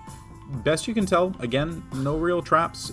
The nice part about being inside like a fully wooden structure is it's kind of tough to hide things like pressure plates. At best, maybe a little bit of mold on the walls, but nothing really that you would expect out of the ordinary completely. Okay. Perfect. Okay, so we'll just sort of keep moving incrementally forward, stealthing at this point. Mm-hmm.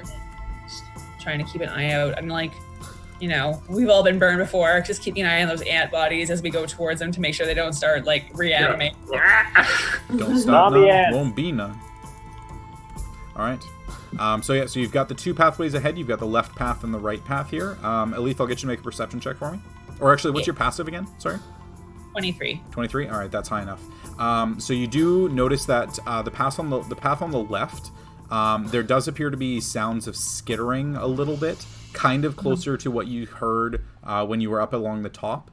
The path on the right, severe lack of noise. Okay. Sounds like there's more ants off to the left, so I'd say let's take the right. Is all right with that? Sounds good. I'm just gonna go ahead and reveal a little bit more area. Here. Okay. And then the pathway off to the right does one of these. Oh, I'm so sorry, you guys. Whew. It's all good. Okay. Same boat.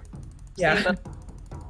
I'm running on anxiety right now. This is Jordy. You got me dialed up to 11 here. Oh yeah, got you guys all riled up. All right.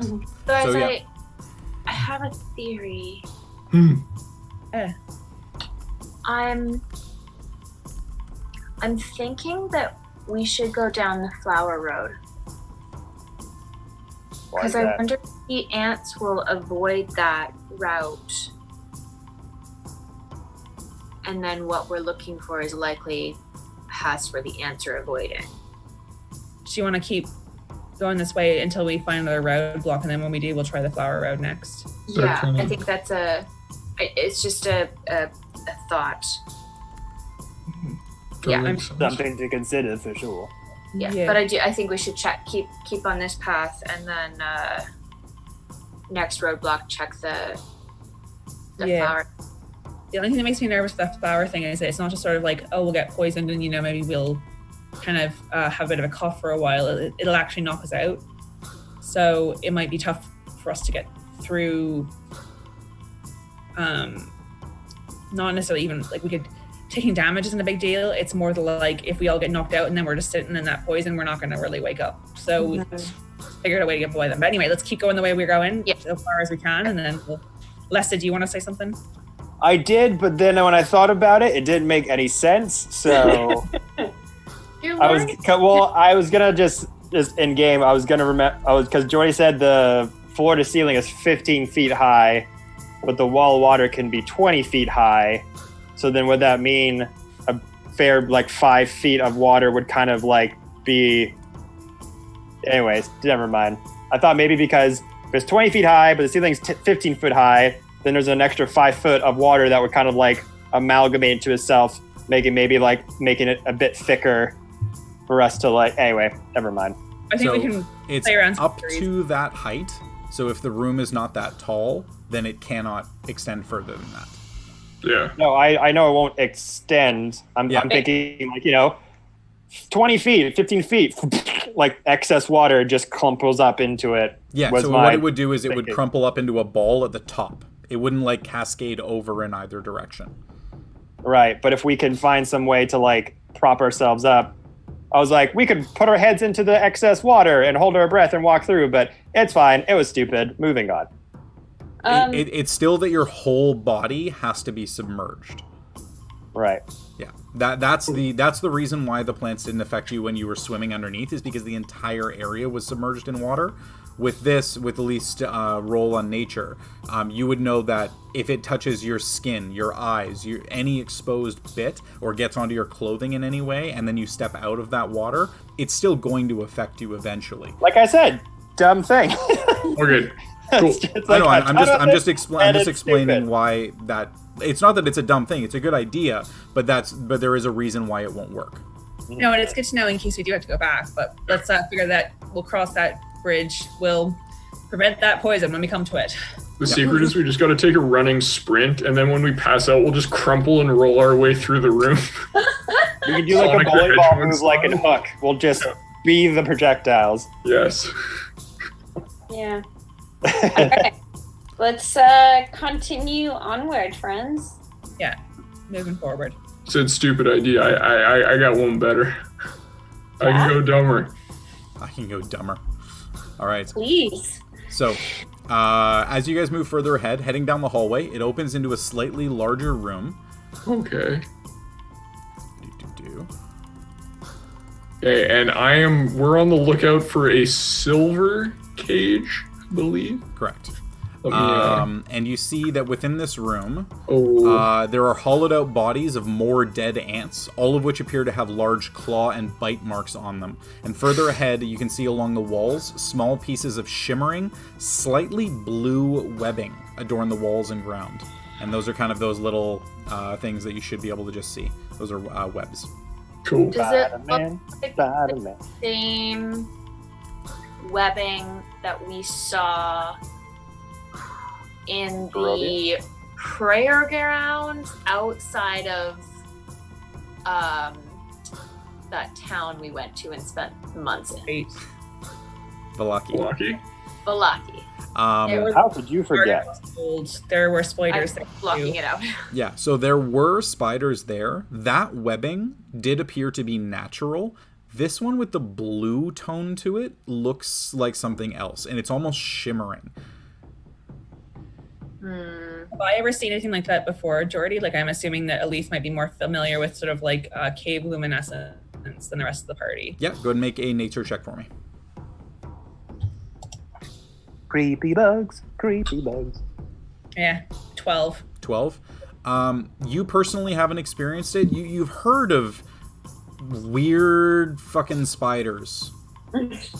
Shimmering blue webs kind of rings a bell, but you don't know any details about what they would be. Okay, so I'll just sort of fill the party and I haven't really I didn't actually do that much cave delving. I spent a surprising amount of time above ground, but I did hear that if you go farther down enough into the Underdark, you can kind of come across these creepy climbies, wiggly wormies that make the ground glow. But where I'm from, spiders are kind of sacred to Lol, so we don't really fuck with them. But maybe there'll be something here that we'll want to sink some blades into. We're not going to get past this tree as pacifists. No, at some point we have to fight something. And honestly, my take on it so far is in nature, ants are kind of worker animals. And here they do seem to be sort of helping the tree or the passageway in some way. They were shoring it up. So if there's something here that's preying on them, then maybe our task is to get past that and take it out. I agree. That feels like the natural way that we're just kind of helping the ants survive. All animals are great unless they're demon. Well, no, Unless it's flying in my face when I'm trying to sleep, then they all must die. Still no, but okay. Allura? So Agree to disagree. Who's most survivally naturey? Elise. Is it Elise or Yeah, it's Elise? My nature skill isn't that great. My survival's a bit better, but my survival's really good. But if it's an actual nature, my bonus is only 3. So Okay, Elise. I feel like maybe you're better. Oh, mine's 0. Fun fact. Okay, Elise. I said Elise. It's the weird thing where nature, for some reason, is an intelligence Yeah, check, intelligent. where survival is a wisdom check. Yeah. So my wisdom's good. My intelligence is shit. So Do you know anything can trees survive an ant infestation?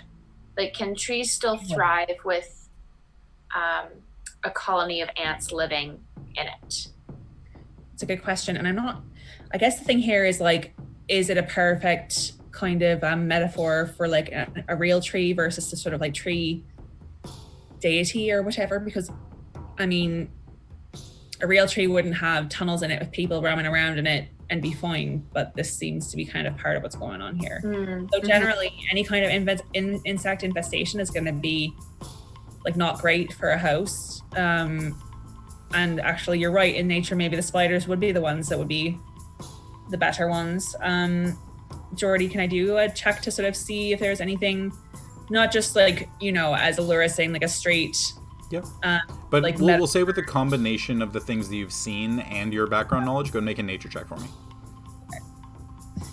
Well, we'll see how this goes.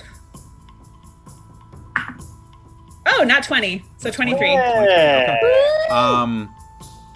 Certain types of ants absolutely have a place. Spiders absolutely have a place. This size of ant and what you've seen of the mandibles and of the scorch marks on from the corpses, there's a pretty good chance that these are not helping. The spiders you're not sure of. Like from the information that you had before, it's a little bit tougher to see, tougher to know for sure, but the ants themselves are probably not exactly doing any good for the tree. Okay. They're like, that's a really good point now that I kind of think of it. Like, maybe the tunnels aren't in the tree's best interest, and maybe we should be kind of trying to take out these little ant flippers. Well, shall we move forward and see what we come into? We've kind of been going this way for a bit. Yeah, let's do that. And I think that if we find any more ants, we should try to dispatch them. Exterminate. Just be smart, okay? There's some weird... Okay, Yeah. go up and take a peek. I'll maybe just sort of like sneak slightly ahead of the party. So I'm gonna also, I think I already had it extinguished, but I'm gonna extinguish my light because if it's totally dark in here, I'm invisible to creatures using dark vision. So I can kind of like get ahead, and if there are spiders, they might not mess with me Okay. just yet. Anyway. Okay. So Stealthing. getting... Oops, I didn't mean to ping. It's all good. So I'm gonna look at the ceiling. moving a little bit further ahead, starting to get a little bit of a better idea of what you're looking at. You do Nice. notice that there is a spider, one that you can see currently, that is kind of pressed up against the far wall inside this chamber. The webs are definitely not as thick as what you've seen in the past.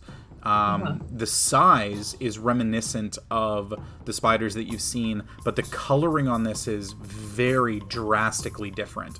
You've got white mandibles and long black fangs, bright blue, almost shining legs as it's moving around. And you're noticing as well that as it moves, it kind of rides up the side and then just for a moment blinks out of existence. Cool. And then reappears slightly elsewhere and pops back in again, and then just kind of skitters around a little bit. And then as it makes its way in and through the room, it's kind of just adjusting itself and moving around a little, and then it pops out of existence again. We want to fight the ants. We want to fight the ants. Yeah, we want to so fight the ants. Alith like And then sneaks pops back back. to the party and like kind of like motions to all of them that can see her, which is everyone except for Leaf, to like keep going backwards a little bit, and then Leaf like, just continues forwards. no, you hope I know, I'm kidding. And as we kind of like get away enough from that chamber that I feel confident and like sort of like quietly telling them, I'm like, yeah, I think we want to fight that thing. It can kind of like blink out and blink back somewhere else, and it was really big. And I think we fought something like that, didn't we? sorry, Not teleporting it. And spiders. I mean, Oh struck no, do it rolled it. kind of. Yeah. You know, I think let's take our chances with the ants. Despite like, Yeah. kind of like you mentioned, Allura, like the spider might not be hurting the tree, but the ants sort of seem like they are. So, Maybe the spider's helping the tree by getting rid of the ants. right, yeah. Who knows? The one Be like thing I the will spider. say, Elith, like looking at the spider and getting a view of really what it's doing, that is not natural. That is not a creature that exists in nature. Whatever it's doing is something far outside. Like, do I get the sense it could be connected to all the other weird, twisted shit that's going on in this forest? The weird twisted shit that's been going on in the forest for the most part has been some kind of adjustments to existing nature, with the exception, obviously, being the Cypriax. This looks like it is something else entirely. Right, it's just inherently kind of different rather than it has been warped to be something different. Correct. Okay. So, like, yeah, I don't really think that this is, like, maybe something that's just, like, hanging out in the tree that's just flying for either, but I'd say if we can just start with the ants, let's go from there. I'm down to kill some ants. Cool. They don't teleport. Alrighty. So making your way back further south? Blink there. Like, just... Whoop. Yeah. Everybody slide back down. Here. Just do one of these. Or did you want to take the south route? Yeah, are we not taking... We're taking that one? This way? Like, we're gonna go fuck Yeah, sorry. Yeah. Everybody just flying around. Zoomers. We are the teleporting spider now. Yeah. Look at me. The interesting thing I will say that you did notice, Elite, is that the spiders, they didn't appear to be teleporting. They appeared to be vanishing for an instant and then just reappearing somewhere else. Right, like they weren't like blinking in and out of like this realm. They were just maybe like going invisible for a few seconds and then coming back visible once they were somewhere else. Closer to the first one, actually. Oh, okay. They were literally blinking out of existence entirely and then popping back in and then just continuing to move somewhere else. Would it be similar to something that the doctor would have done? Kind of close. Yeah. Okay. Cool. Different plane, maybe. Noted. An ethereal plane, perhaps. No, perhaps. Stop reading them. Making your way into the southern chamber. I don't actually know. You see another dead ant corpse, but this one appears to be torn apart entirely with the abdomen missing. And on the far end of the room, a path continues to the right. And the skittering I can hear is growing louder with the path. Correct. And you kind of like taking a peek around the corner, you see a faintly glowing set of lights at the far end of the hall, and you hear the clacking of mandibles and skittering of claws. So in your case here, you'll get a bit of a better view. You get like 60 in a room? 7 of them. There's going to be a million of those. What's the over-under? You catch spiders. 2 of them, and part of a third one along the left-hand side there. Okay. I'll just look back at the group and be like, okay, are we gonna fucking do this? So I could just like start it off with an arrow and then we can basically use the hallway as a kill box as they kind of make their way to. That's true. Will we alert that spider to what we are doing, though? Possibly. So then we'll be fighting a spider and a crap ton of ants all at the same time, or should we all 5 of us fight one thing? I'm not sure. Spider? We gotta make up our mind here. Whatever we're doing, let's do it. I mean, I think it's unlikely we'll get the spider. Sorry, Kate. Sorry, Leaf. I feel like I spoke over you. that's what I was gonna say too. The wood's not really echoing. Yeah, true. It's gonna travel or not. Yeah, I say why not? Let's get a little bit of stabbing. Light this party up. Fuck it, let's do it live. Cool. Okay. Folks wanna. Yeah, go ahead. I can scoot past and also shoot my hand crossed down as well at the same time that you're shooting as well, so we can hopefully each hit one. Yeah. I'm going to try and stay sort of stealth so that I can do the psychic damage with my bow, because I can, if I sort of stick around this corner where I have a bit of partial cover, I think I could probably keep my stealth going. Okay, do you want this corner and then I'll go across? Yeah, if that works for you. Jordy, Yeah.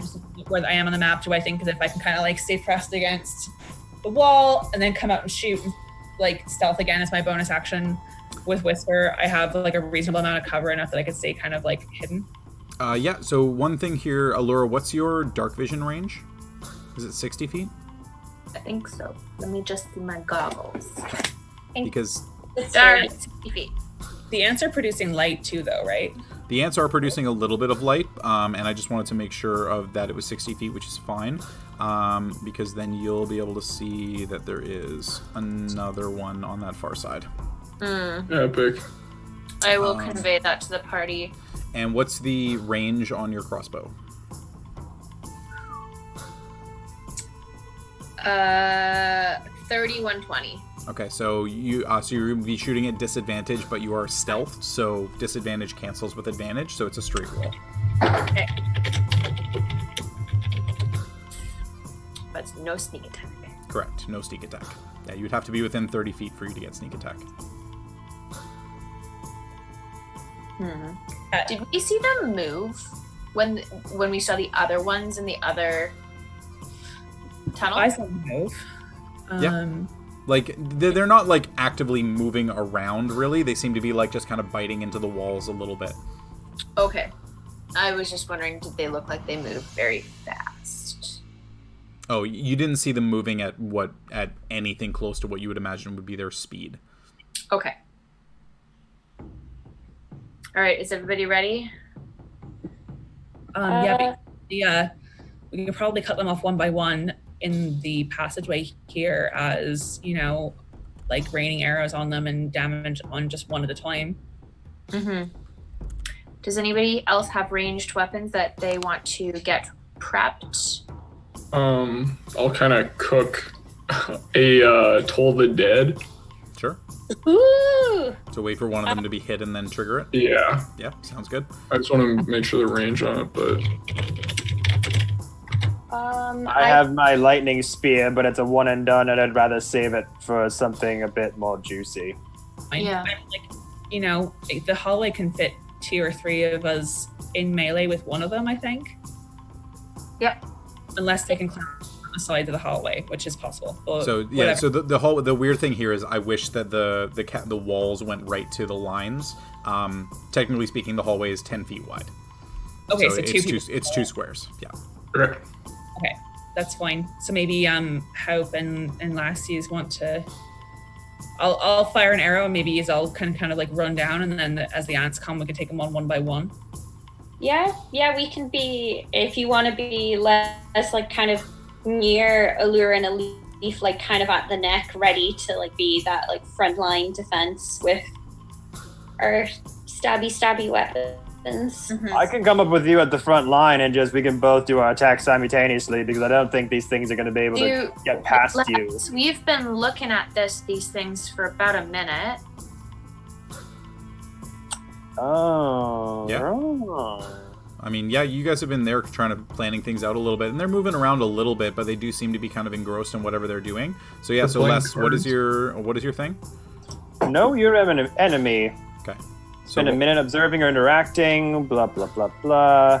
Information compared to your own strength score, dexterity score, con score, AC, current HP, total class levels, if any, fighter class levels, if any. Okay. All right, so what would you like to know about the ants? So I think you picked 2 things? Yeah. And you tell me if it's... higher, lower, or equal. Yeah, that's right. AC... AC is lower. So lower than 18. Yep. Okay.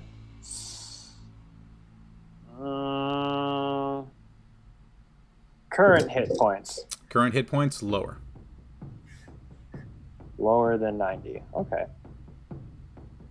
So I think just looking at these things, they look like we could be taking them down pretty easily. There are a lot of them. The shell doesn't look too hard that we couldn't crack it with a few shots. All right, let's do it. So Allure and I'll fire a couple shots off to get their attention while you use rush in, but we'll kind of stay stealthy until the shots go, and then go for it as they kind of rush to us. Okay. Sound good to everybody? Ooh. Sounds good. So we're connected. Sorry, Leaf. I was like, what? How am I moving you? I'm sorry. All good. So for this, what I'll do is I'll get you guys to roll initiative. And effectively what we'll do actually is we'll wait on announcing those initiative rolls, because the first round you get to decide whatever order you want to act in. Yeah, Cool. I think Allure and I are shooting, and then kind of as we shoot, then we'll run into the hallway. Okay. Basically, shots first, and then like directly afterwards, like hallway running. Okay. Yeah. Fuck.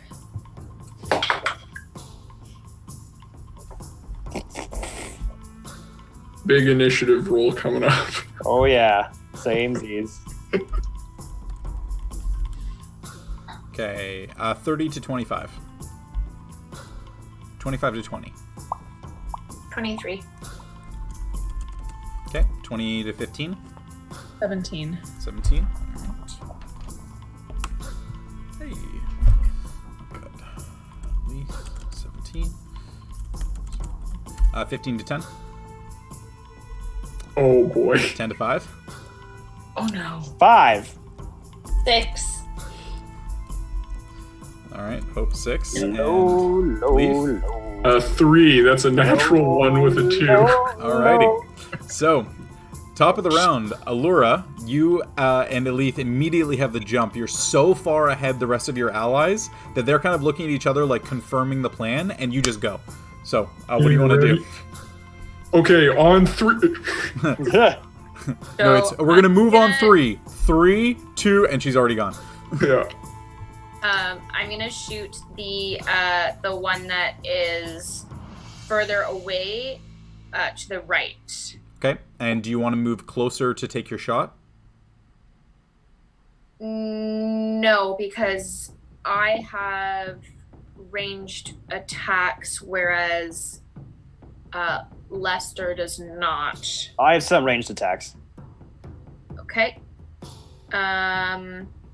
I just don't want to clog up that.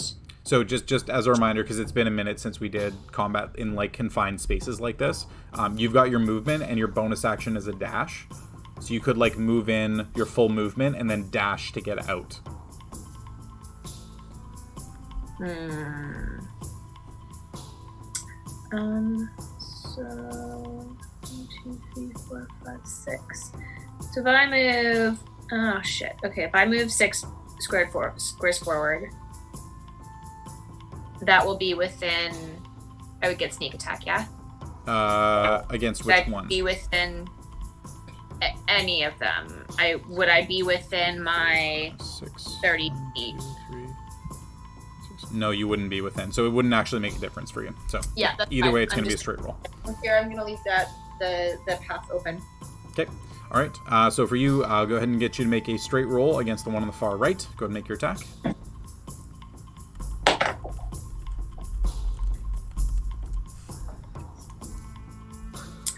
Oh, that will be 18. 18 does hit. Oh gosh. Okay, it's been so long. So 1d6. That did not go in. That was way worse. 7 points of damage. 7 points of damage. All right. Magical damage. 7 points of magical damage. Alrighty. So you take the bolt back. A little bit of a patient wait. Adjust up for the target range and fire the shot. And it just, you hear the twing ring out through the space and nearby, and all 3 of your allies who are kind of still huddling, trying to figure out what's going on, go, "Oh shit, we're going!" And then they start to think about what they're going to do. Oh, this is happening now. Oh, good. Okay. As the bolt impacts, and you hear a "ah!" from the far end as the ant kind of lets out a little bit of a cry, and you do notice that the glow starts to kind of grow a little bit as it kind of turns around to try and look exactly where it came from, and then the bolt comes back into your crossbow again. All right, so that's going to be your attack, Elith. Yeah, I'm attacking as well, and I'll just seeing a little. Can I use? Am I allowed to use my bonus action to fire again? You can. You're just attacking at disadvantage the second time because you've now broken stealth, so you don't get advantage on the roll anymore. Is that okay? Yeah. I'll do that. Yeah, go for it. Get that dammies. Damn it. That's definitely not gonna hit. It's a 12. 12 hits. Oh, 12 hits. Okay, cool. The ants. Yeah, they're really big we can't ants. miss you guys. They're You just can fucking on a ants. natural 1. So. Oh, that's max damage. Nice. So 15 points. Oof, heavy impact. So the first bolt impacts against it. You're trying to get a gauge for exactly how accurate you have to be. And as it kind of turns around and starts to get a view and starts to look down the hallway a little bit, tries to see exactly what it can make out. Second bolt just impacts right into one of the antenna and knocks the antenna off completely as the bolt reappears back into your crossbow. Creature does look pretty heavily damaged already. You love to see it. Yeah. All right, Alith, you're up. Alrighty. Seeing Allura jump the gun, as it were, jump the crossbow. I just aim for the same one that she did. Okay, so you'd have to slide across to the other side of the hallway to do that. I was sort of thinking like what I would be doing is kind of like sort of like sliding around the hall and then like kind of under the cover of darkness and then using my bonus action to re-stealth again. Does that kind of work? You can definitely do that, yeah, because you're stealth right now because you're in like complete darkness. Yeah. The only light source, I'm assuming, because you've extinguished your globes, right? Yeah. So the only light source is coming from them. Okay. Yeah. So you could easily make it across to the other side, fire on the one that Allura hit, and then decide what second target you wanted to attack. Okay, perfect. So I'm going to do that. Okay. And I'm going to use sharpshooter. Yep. Alrighty. So that's going to be... That is actually 12 to hit. 12 so hits. Same. Yeah, perfect. So that's going to be 22 points of psychic damage. So with that, the creature just... Well, it is 22. Yeah, never mind. 22. So with that, the creature actually directly in front of you, you see it kind of worming and wiggling its way, and then it actually falls instantly to the ground as the psychic impact against the head and the glow of the body just starts to slowly dim a little bit as you've already killed the first one. Okay, then I just go for the other one that is farther back. That one there. Go ahead and make your attack. Use sharpshooter again. Mm-hmm. That's going to hit because it's 18 and my other one was low. So, Did you say your other one was a 1? No, it was lower. Okay. Lower. Good. Just want to make sure. In total, but it was lower than 18. So that's going to be 21 points of psychic damage. 21 points of psychic damage. All right. So this one is still standing, but very much you can see the movement is starting to become a little bit more erratic as they've realized something is starting to happen. Okay, and just knowing that I'm going to actually aim for another one, just knowing that my last hit is probably going to be kind of a heavy hitter because it's the one I get my extra dammies on. So yeah, so I'll say, given the fact that there's no, you don't really have line of sight on that. Give me a sec. No, I guess you do. Yeah. Yeah, well, no, actually you don't, because it actually goes to here. Yeah, you don't actually have line of sight on this last one. You'd need to move further down the hallway to get line of sight on it. Okay. Because this square right here is technically fully obscured. It's just the map doesn't show it.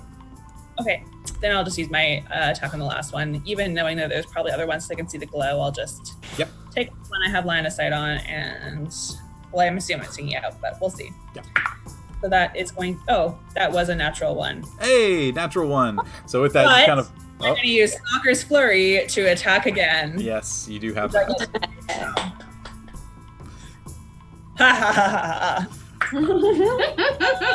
And that's going to hit because it was a 17. Yeah, so that'll hit. Yeah. Damage on that one? I get to roll my extra D8 on this one. So that's going to be... Oh, it wasn't as exciting. So 22 points of psychic damage again. 22 points. So with that, the first arrow impact against the first one, it just instantly croaks, and you can just see the flames or the glow start to dim a little bit. The second one, starting to figure out what's going on, we see one of its fellow ants has fallen. You fire 2 quick shots, and it just instantly falls to the ground and kind of just like splits apart a little bit at the head. As the other 2 are now freaking out, wondering what the heck is going on, they're going to go ahead and take their turns. Jordy, quick question. With this like fiery glow that we see, do we see any like kind of like fiery things happen to these ants as we attack them? Not particularly, but you do notice that the glow, when you first struck them, started to become more intense, and then when they died, it started to wane again, back down to nothing. Yeah. Bonus action, I just used the stealth again, back to my original position. Yep, you're good. So that's totally fine. All right, so with that, the creatures are going to go ahead and move. They have a movement speed of 30. 5, 10, 15, 20, 25, 30. 5, 10, 15, 20, 25, 30. Coming down the hallway. This one's going to follow suit. Whoa. But they are not within range to do anything on their turn because those are all actions and they use their action to double dash. So that's going to be their whole turn. Bottom of the round, Hope. And then Les, you're on deck. Some of them. Welcome to the blender. Your audio's turned off, Emma. Sorry, I was putting those like cookies back in the packet while Elite was talking, so I didn't want it to be like. Yeah, so they've moved real close. So Yep. let's see. I can't seem to move my character, so if someone else could I got you. in a second. Yeah. Perfect. And yeah, I'm gonna give it a swing with my great big sword. All right, go ahead and make your first attack. First attack. Yeah, Nothing personal, kid. it's just my GBS. Yes. So that's a 15. BFS. 15 does hit. Sweet. So I got 2d6.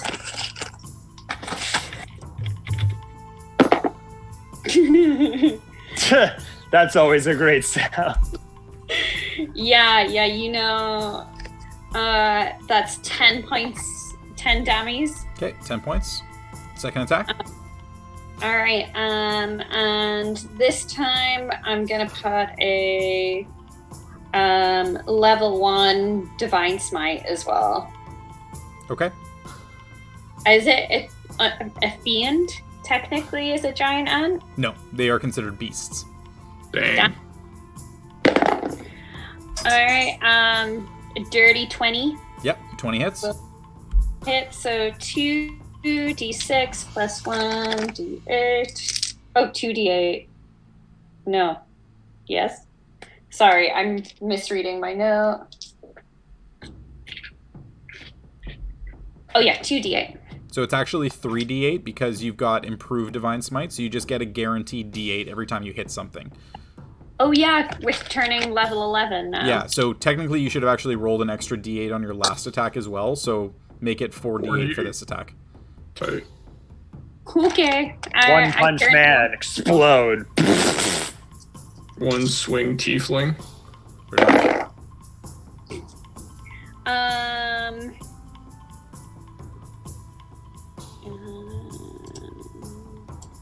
That is 30 damage.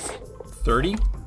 With that, on the 2 swings, the second one impacts against it, and the strike just cleaves straight up through the center of the head. You split the entire head in 2 as it just falls to the ground. You do see that there are gouts of fire that start to pop out of where the mandibles are. You would imagine that these creatures are fire ants of some kind, and there was a chance that they would have spewed fire onto you if they were in range. Oh! But yeah, so that's going to be your 2 attacks. You've got a little bit of movement left if you want to move up to the second one, or you can stay where you are. I think I'm probably just gonna hold tight. Actually, no, that's a lie. I'm gonna move in front of a leaf. Move in front of a leaf. All right. Please do that. I'm gonna be. Am I on a leaf right now? Nope. No. You're right where you want to be. Okay, cool. Thank you. I'm gonna hold tight here because can I kind of, as a free action, just yell, potential fire? As you're kind of stepping through the dead body of a gigantic ant, potential fire. Yeah, you can do that. Yeah, because I believe I'm naturally fire resistant. Yeah, so it's not something where you would take damage anyway. It's more just like the spectacle of stepping onto a dead fire ant that you just cleaved in half. Yeah. Yeah. Oh, yeah. Badass. So if All you like slice through it, there is fire like guts dripping from it. Yeah. So and that's what you do nice. notice is kind of scorching the bottom of the wood along the floor. You would imagine that was probably what caused the scorch marks that you saw in the previous chambers when they Oh, died. nice. That makes That makes sense now. Yeah. Yeah. All right. And yeah, just being a badass walking through like these little puffs of flames and gore. All right, Les, you're up. Being a And Leaf, you're on badass, deck. that's what hope does. All right. I'm going to run over about 20 feet over to where I am on the map. Yep. Remembering that, like, the spear's in my back, but I'm like, okay, I want to conserve spells. I don't want to put out my best moves. These are just stupid little ants. Gonna use for, like, the first time in a long-ass time, my 2 little mini hand axes, throw. Okay, go and make your Hand attacks. axes? I have them. I've had them this whole time. I just never used them because I haven't really needed to. But this is a perfect time. And Leave 2 them attacks. back. I thought I'm those gonna were roll these decorative. two d20s at the same time. So just also minor thing as a heads up, you can also throw the blood spear. I know, but I want to do this. Yeah, I know, it's fair. I just wanted to remind you in case you forgot that it's Yeah. also a thrown item. But yeah, But okay. I can't throw the blood spear twice, No, you can't. You can. and I want to keep it on me. I'm trying to think smart here Yeah, in yeah. case this was a stronger person. Gotcha. But I rolled 2 d20s for the 2 attacks. One is a crit, and one is a 12. Both of them hit. So Natural 20 and a 12. So the crit, it's a D4 for a hand axe, I think. 1d6 plus 6 for me. Okay, so then it'll be 3d6 plus your strength mod twice. Fuck yeah. So it's 3d6 plus 6 to each one? No, because you're only adding your strength mod. You don't get the bonuses from the blood spear on a hand axe. So the strength mod is plus 4? Yeah, so it'll be So 3d6 plus 8. Okay. Because you crit, which is double dice. Right. So it's 1d6 becomes 2d6 Right. plus 4. And then the second attack is a third d6 plus another 4. Why on my sheet does it say plus 6? Because you are calculating for the blood spear, which is a plus 2 weapon. No, on my D&D Beyond thing, hand axe, 1d6 plus 6.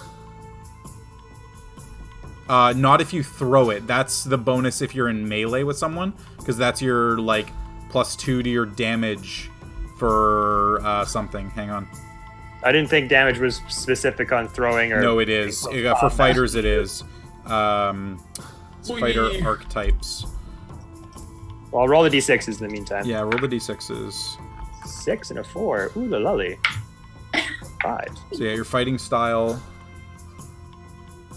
Your fighting style is dueling. While you're wielding a melee weapon in one hand and no other weapons, you get a plus 2 to damage rolls with that weapon. So it's melee only. If you're only attacking with one weapon, you get a plus 2 to the damage with it. All right. Well, the d6s together was 15. Okay, so then it's plus plus eight? 8. Yeah, so 23. Nice.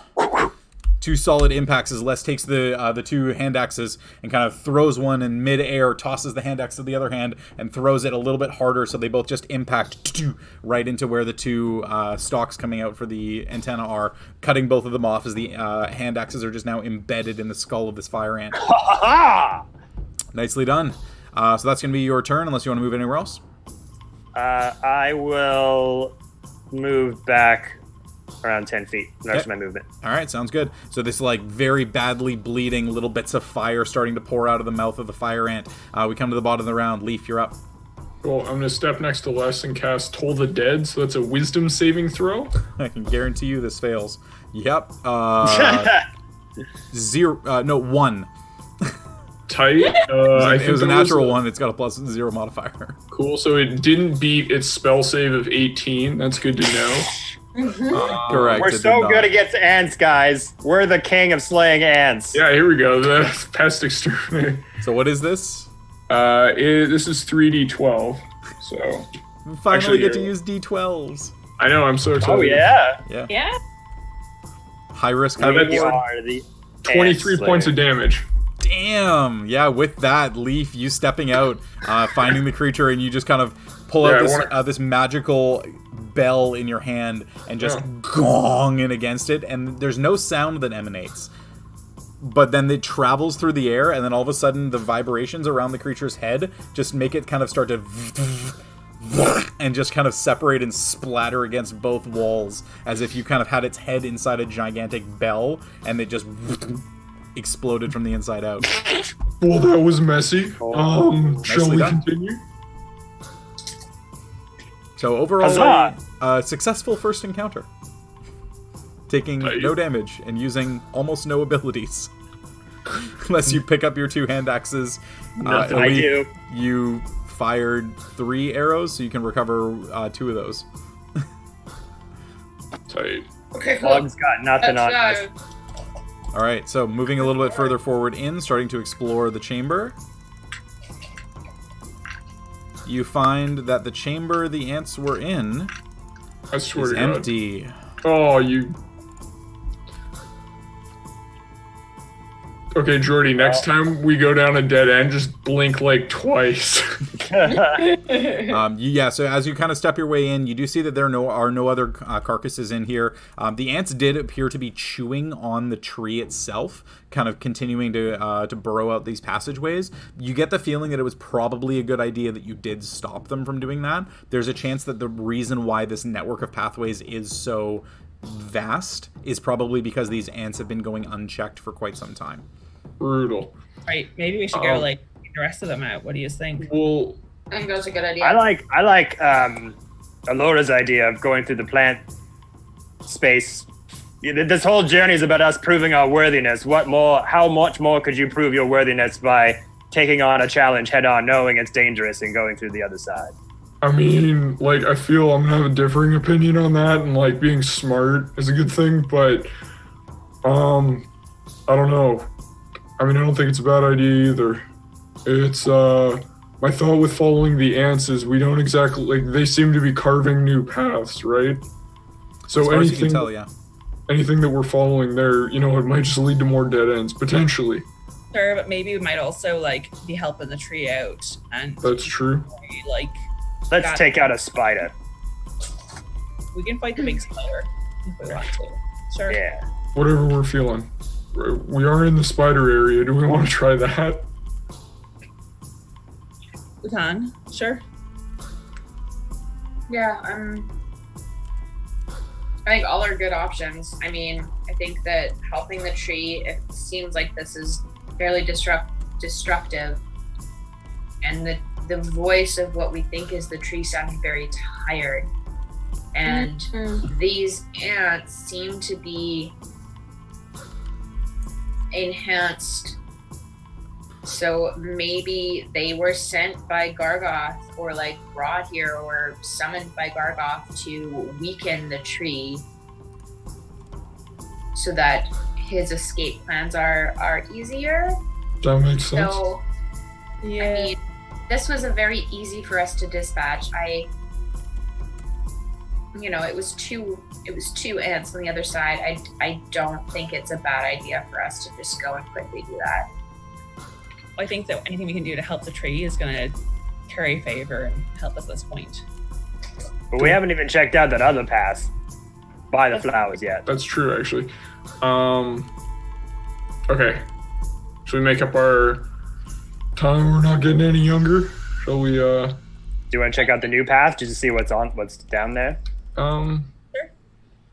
Sure, we can do that. Yeah, why not? Okay, I can drag everyone there. Thank you. Whee! Wee. Let's go and pop me back in the middle here.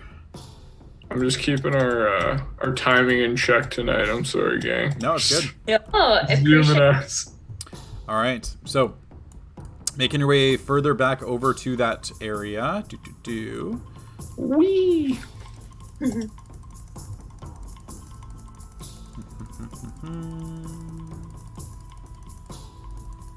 Pew. Alrighty, so for that one, you see, following the right path, it snakes and winds for quite a ways, eventually cutting far left again. Looking in this area, you don't see anything. It just looks like it's been a little bit more chewed out by some of the ants as well. It's kind of widened the path in that one area. You do see that there are little bits of half-chewed wood, some claw marks and skitter marks on the ground and on the walls. But outside of that, nothing really out of the ordinary. Okay. Keep going. Onward! Whee! All right, down to the bottom. So reaching the Wait, bottom. I can have this peeking around if it. Yeah. Yeah, I won't just Oh, like. it's all good. For this Oh, one, okay. You see a very long, straight path, and again, lots of mandible claw marks and chew marks on the walls, as it seems to be a very straight path that has been burrowed by these creatures. Cool. All right. Dang, gang, keep it going. And then making your way down to this one. Jogging. You start to round the corner a little bit, and you do see that there are 2 more of these ants that are currently burrowing into the tree or into the innards of the tree, kind of making their way off of what would be a path. And you do see that there is a little bit of a more narrow path at the far end of the corridor. I'm gonna snake around. Allura's really cool, or really excited, and really wants to try. Allura's super cool. Very cool. No, Side note, Allura's the best. Cool. She wanted to do something cool. She's like, these were pretty easy to kill, and she really wants to try to one-shot one, and she hasn't used her rapier in a really long time, so she's literally gonna skip around the corner and attack the first one real quick. All Do right. it. Do it. Eat it. Yeet that ant. So yeah, go ahead and roll just a quick stealth check for me. Okay. 20? Dirty 20. Okay, yep, that's more than enough. So you easily sneak around the corner, prepare yourself, crouch a little bit low, and rush around that corner, trying to blindside one of them. You want to go for the one that's closer to you? Yeah. Okay. Would it be at an advantage because I'm... Yep, you're stealth. You're in the first turn of combat, so you've got advantage on it, so you do get sneak attack. Get it.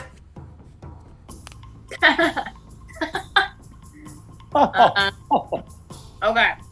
So that will be a... I was so hoping it'd be a natural 20, and she just, eviscerates this thing. So close. I was wanting that as well.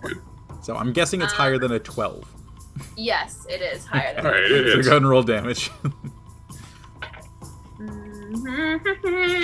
Yes, summer games done quickly, my favorite. Leaf's taking out a pot and he's trying to clip through the wall to get to the end. That's so many ones! Oh That's no! so many ones! So many ones. That's Does so... Jordy copy and paste 10 more ants into the room? Oh, I'm so sorry to hear that. 20 points of damage. 20 points of damage, okay. Not enough to fell it, unfortunately, so you do make your way, swing right around and get right into melee with it, as the creature does take the heavy hit, and you do see the blossoming ice crystals across the center of the chest, but they do get counteracted by the heat and the warmth from its, that seems to be coming off of its form. So the creature is still alive, and it's kind of now turning around to take a look at you. I'll get all of you to go ahead and roll initiative for me now, with the, yeah. Hiya! Initiative. Wow, I'm really stepping up tonight on my initiative rolls. Ooh. I did much better. Much, much better. Right. I did not. 30 to 25? Or we'll go 30 to 20. 20. 20 for Elite, okay. 20 to 15? 18. 15. It's 15, okay. 15 to 10? 12. Okay, and... Jordy, I got a 5. Oh, sorry, Leaf. You got a 5. All right. So, we'll say, Allura, we'll say this was your first round in combat. So we'll start off at the top. Elif, you're up next, seeing Allura rushing out forward. Yeah, I kind of just moved around. I would have moved back. Oh, sure. I would have used my disengage to move back. Yep, so you've got 5, 10, 15, 20, 25, 30. Dang. Angles, man. Angles. All right, Elif. All about the angles. So good. Yeah, so I can do the same thing as last time, which is kind of I can kind of Yep, just pop around the corner. around and then back around as I Q the ones that are there. Yep, So go I'm for going to one that Allura already damaged a bit. Go for it. Make your first attack. Shoot her. Oh fuck, that might not actually work. That's gonna be 8 to hit. 8? Yeah. How's that possible? -5, right? Oh, yeah, sharpshooter. Yeah, no, that'll miss. So you stepping out, you kind of catch your foot on part of the rock wall or of the tree wall, a little bit of like a stuck out area where one of the mandibles had caught it, and you unfortunately just fall off balance and your arrow clatters to the ground. Except for then I use Stalker's Flurry to just grab another one and just shoot again. Right. I can do whatever. Yep. Super cool ability, Jordy. You just are gonna love that for going forward. No, it's honestly good. Like, honestly, I am happy that exists for a class. It's like, oh, I missed? No, I didn't. No. Actually, like, the Gloom feat stuff is, like, really the best version of Ranger as far as what I've seen is, like, it's the only one that has stuff that's actually, like, significantly useful and kind of cool. Yeah. But anyway, I'm gonna stop bragging about my class, and then, yeah, that's a nice... Yeah. Well, I was going to say, it's kind of similar to that whole thing for rogues that they get where it's reliable talent. So at one of the higher levels, it's just whatever skill check you roll, it's a minimum of 10. Yeah. What? So it's just like, I rolled a natural 1 for stealth, but it's a 30. Yeah. Oops. Oops, anyway. I slipped and fell into a 30. Oh, no. Yeah. Whoopsie. All right, so the second one hits, or first one hits. Damage on that? Yeah. 18 psychic damage. 18 psychic? Yeah. All right, that is enough to fell the first... Oh, no, it's not! It has 19 hit points. There's 1 hit point left, so you do have to fire your second strike into it. Okay. So close. That is going to be 16. 16, yeah. With 1 hit point left, the second strike is more than enough to fell it. As you do get to make your third most damaging strike against the far one. Yeah, perfect. Okay, and that is going to be... Yeah, that's going to be fine. It's going to be 15 to hit. 15 also hits, yeah. So go ahead and roll damage on that one. Okie dokie.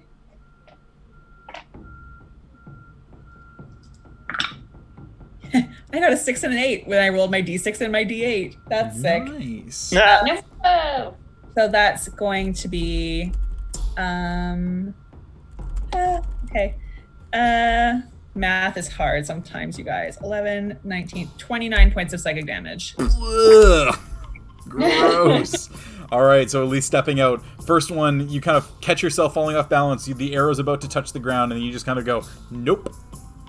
Fire your first 2 shots. Drop him dead in the center of the face of the first one as it's gouting fire coming out of its body as it falls to the ground. Second one on the far side, not realizing what's happening, starts to turn around, and you catch it right in the side as it kind of punctures, and half the body just kind of goes, and it's still alive, but it's moving at a bit of a slower pace now.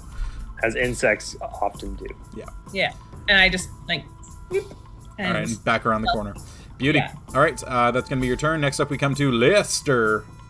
Yeah, boy. I'm going to go blah, blah, blah, and then, 10 feet. Far away am I from this thing? 50 feet. I'm going to throw... Yeah, I can throw my hand axes with disadvantage because the long distance is 60 feet. Yeah, go for it. Throw your 2 hand axes. So why the fuck not? Yeah. And then hope you're on deck after this. And then, ooh, that's not good. 14. Maybe that's why not.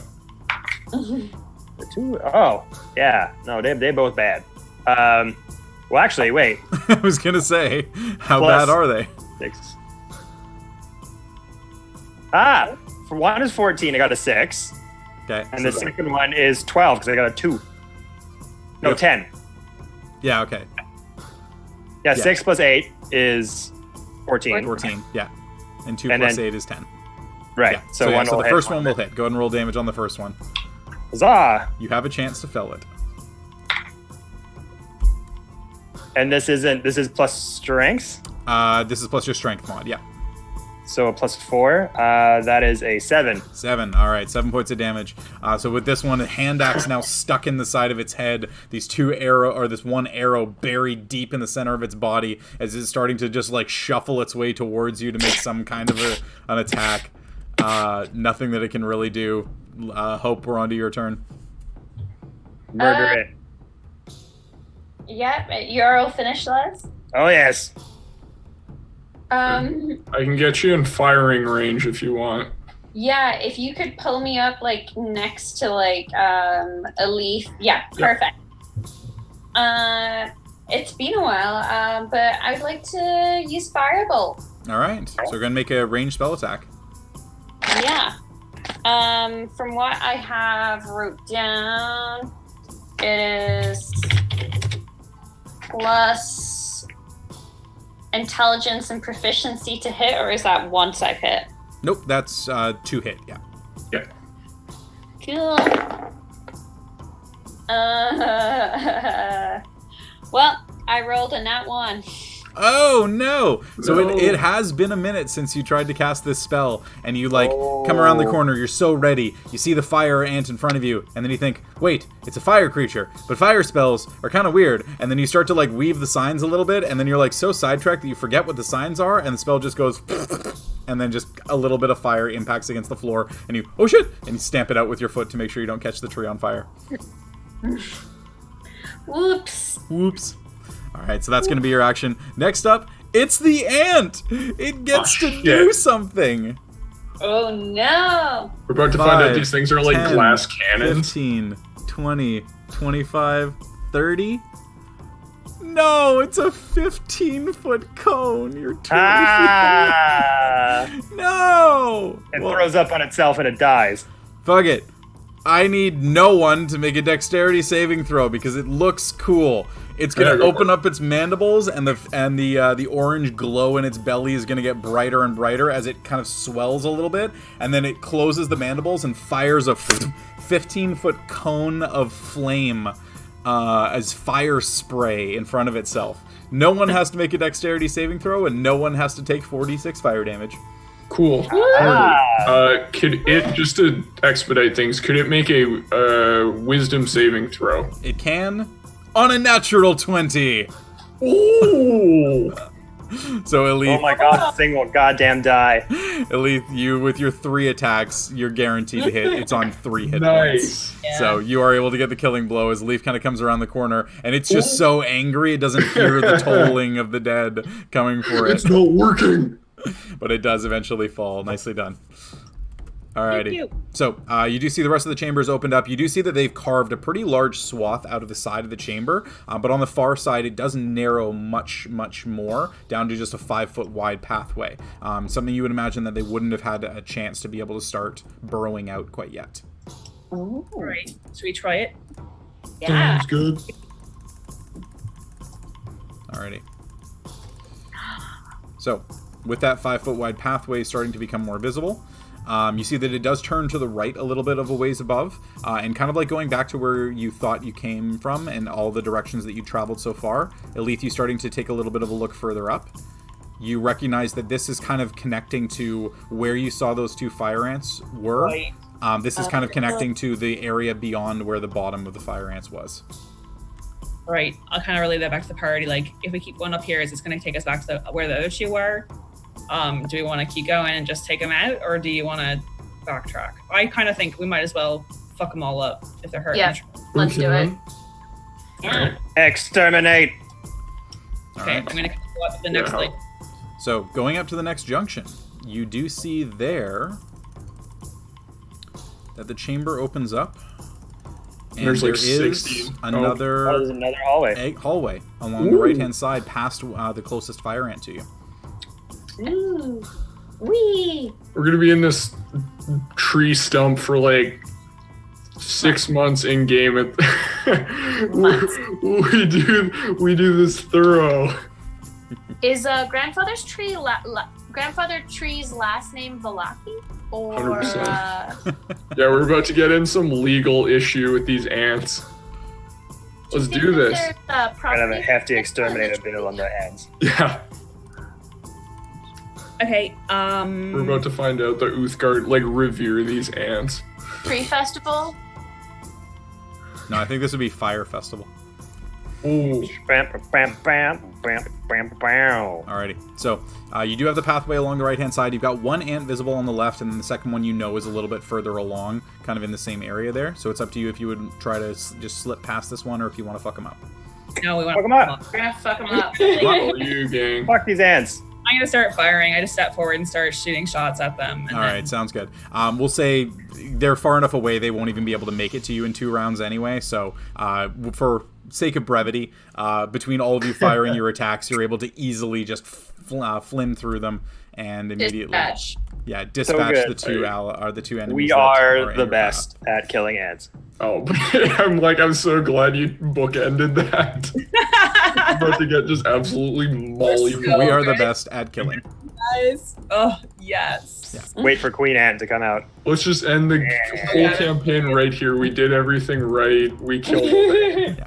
All right, so you do see that this the pathways that they had seemingly carved within the tree did kind of go in different directions, but eventually kind of met up at the same area. And then you do see that there is another pathway along here. One interesting thing of this one specifically is that you do notice that the mandible markings that are on the walls and the chew markings are still visible in this direction, but they seem to be coming from this direction, as if the ants came this way. Oh. Okay. And so you're able to see much further down to here. Or a nest. Another straight hallway moving straight through. We good to zoom? Yeah. We are zooming. All right, so zooming down to the end of the hallway. Just so we know, when we're moving, we are all saying we, and we're running with our hands behind our back. 100%. 100%. Gerdo run like we. Yeah. I'm running like a Muppet. All right. So making your way to this one, you've again got a fork in the road. No. You've got a left path and a right path. The right path does appear to be a little bit wider than the left path. The left one narrows down to about 5 feet or so, and you kind of have a decision to make as to what direction you want it to move. Can we tell from the markings on the wall if they're the same, that the ants kind of came from both directions, or if one of them looks different than the other? They do. So go ahead and make a nature check for me. Okay. Would You've you done like enough any? of these today. Yeah. What was that, Hope? Would you like any assistance with that? Any guidance, perhaps? All of the above? All right. All So right. add advantage with a d4. Okay, cool. They are both ants. Highest one's going to be dirty 20. Dirty 20. Okay.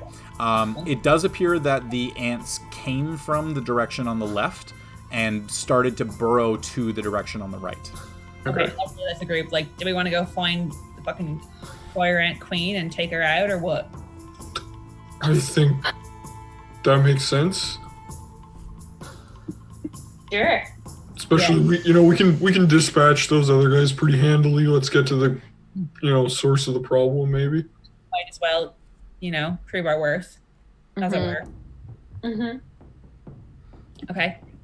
Yeah. That's it. So taking the path on the left? Yeah. Okay.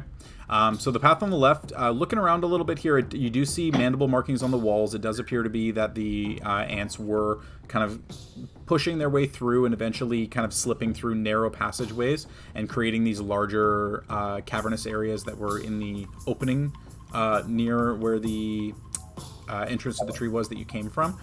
Looking up ahead, you've got another passageway here.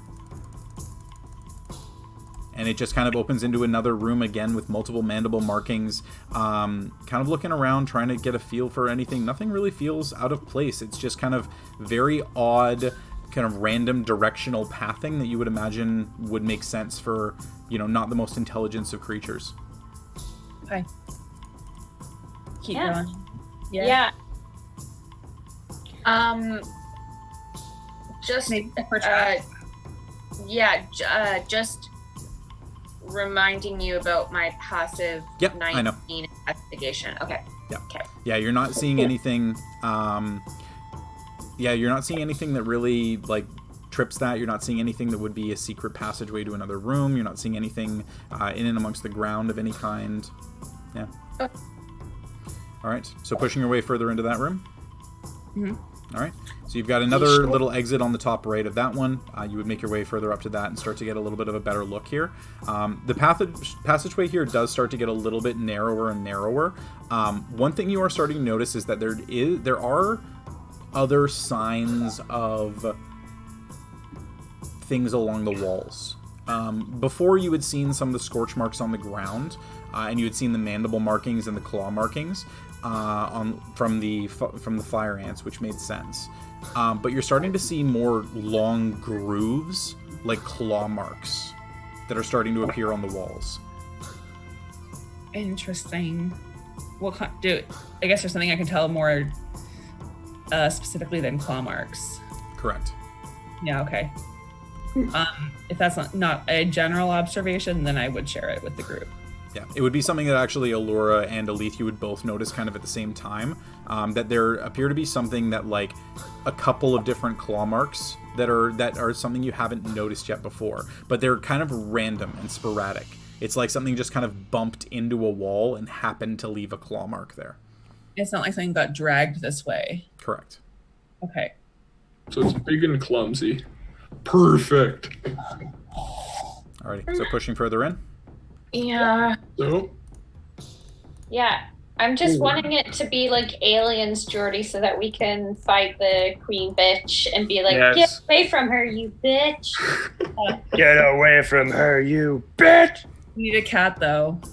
I mean, Oh, Where's our exoskeleton? So, as you kind of step into this room, for the first time, you see something that looks out of the ordinary beyond the ants and the spiders that you'd seen. You actually see a humanoid skeleton in the far left corner, right around here. Loot it. And the skeleton does appear to be wearing very odd, dark gray, tattered robes that are very badly worn through. But in kind of looking and trying to get a feel for anything, it's so skeletonized and so little flesh remaining on the body, there's no way to tell what its native race was. But inside the robes, Allura, you kind of just being a little bit careful, making sure not to set off any traps or anything. You do notice that there is something inside the robes. And inside the robes, where are my notes? Is another ant! No, it's not another ant. Ah! You notice that there is a scroll inside the robes. Scroll of ants. I would open it. Okay, so opening the scroll and taking a look, it does appear to be a spell scroll, and interestingly enough, it's a spell scroll that you recognize. It's something that you can't cast yet, but you are able to discern the language, being a bard. This is a spell scroll of Leomund's tiny hut. Oh, shit. Hey! We gonna need that in this ant cave. So it allows you to create a dome that will be able to fit all of you inside of it. The dome is essentially impermeable, and it only allows friendly creatures to enter or exit for an 8-hour time frame. hell yeah. Cool. But the one thing that you do notice as well is that on the scroll, there is a stamped marking that is not a part of the spell. And you've seen this occasionally. You specifically have seen this, given your background, where on the back of the scroll, every once in a while, different schools of magic and different locations stamp their sigils on this. And the sigil appears to be almost wisps of smoke. There isn't a name of any kind, but there is a sigil that I'll get everybody here, with the exception of Les. No, actually, you've been in this area long enough. You can go ahead and make history checks for me on the sigil. Reminds me of someone who likes to barbecue. Yeah, it's a nat 1, so I'm gonna Me slide. too. Already being dumb, canonically just very not smart. Well, you got other things on your Excited mind. about the spell. That's spell true. Scroll Yeah. that I rolled a 1 too. All right, so Allura, what's your total? 7. My total will be a 6. 6. With- Les? 7. 7. Leaf. 14. 14. Leaf. 5. 5. And Hope. 16. 16. None of you recognize the sigil. I have to think on this one. For dum-dums, it's fine. Goddamn smoke. Maybe he's the Lord of Vape. Classic. But with that, you do have the pathway continuing on. And you do notice that it gets a little bit narrower at this point. The claw markings do appear to be more almost frantic, as if they're trying to just push their way through instead of create massive, large, open tunnels, which is kind of what they've been doing this far in. That's how you Shall get we? it. Okay. Interesting. So taking a look down this hallway here. We've got another long, narrow hallway. Ooh. Eventually coming to a sharp left turn. Right. We probably got to peek our heads around the corner for that sharp left turn. Okay. Sharp left. Alrighty. Other end. So, as all of you kind of start to make your way into that area, you instinctively are just kind of like looking around, listening around. Alethe, you really listening. Allura, you kind of scraping your hands against the walls. And you two, before anybody else, but eventually all of you, start to hear this very faint, like, buzzing sound almost.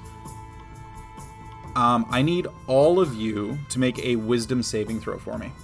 Oh no! Natural 20. I'm feeling big on that one. Wisdom saves my jamboree.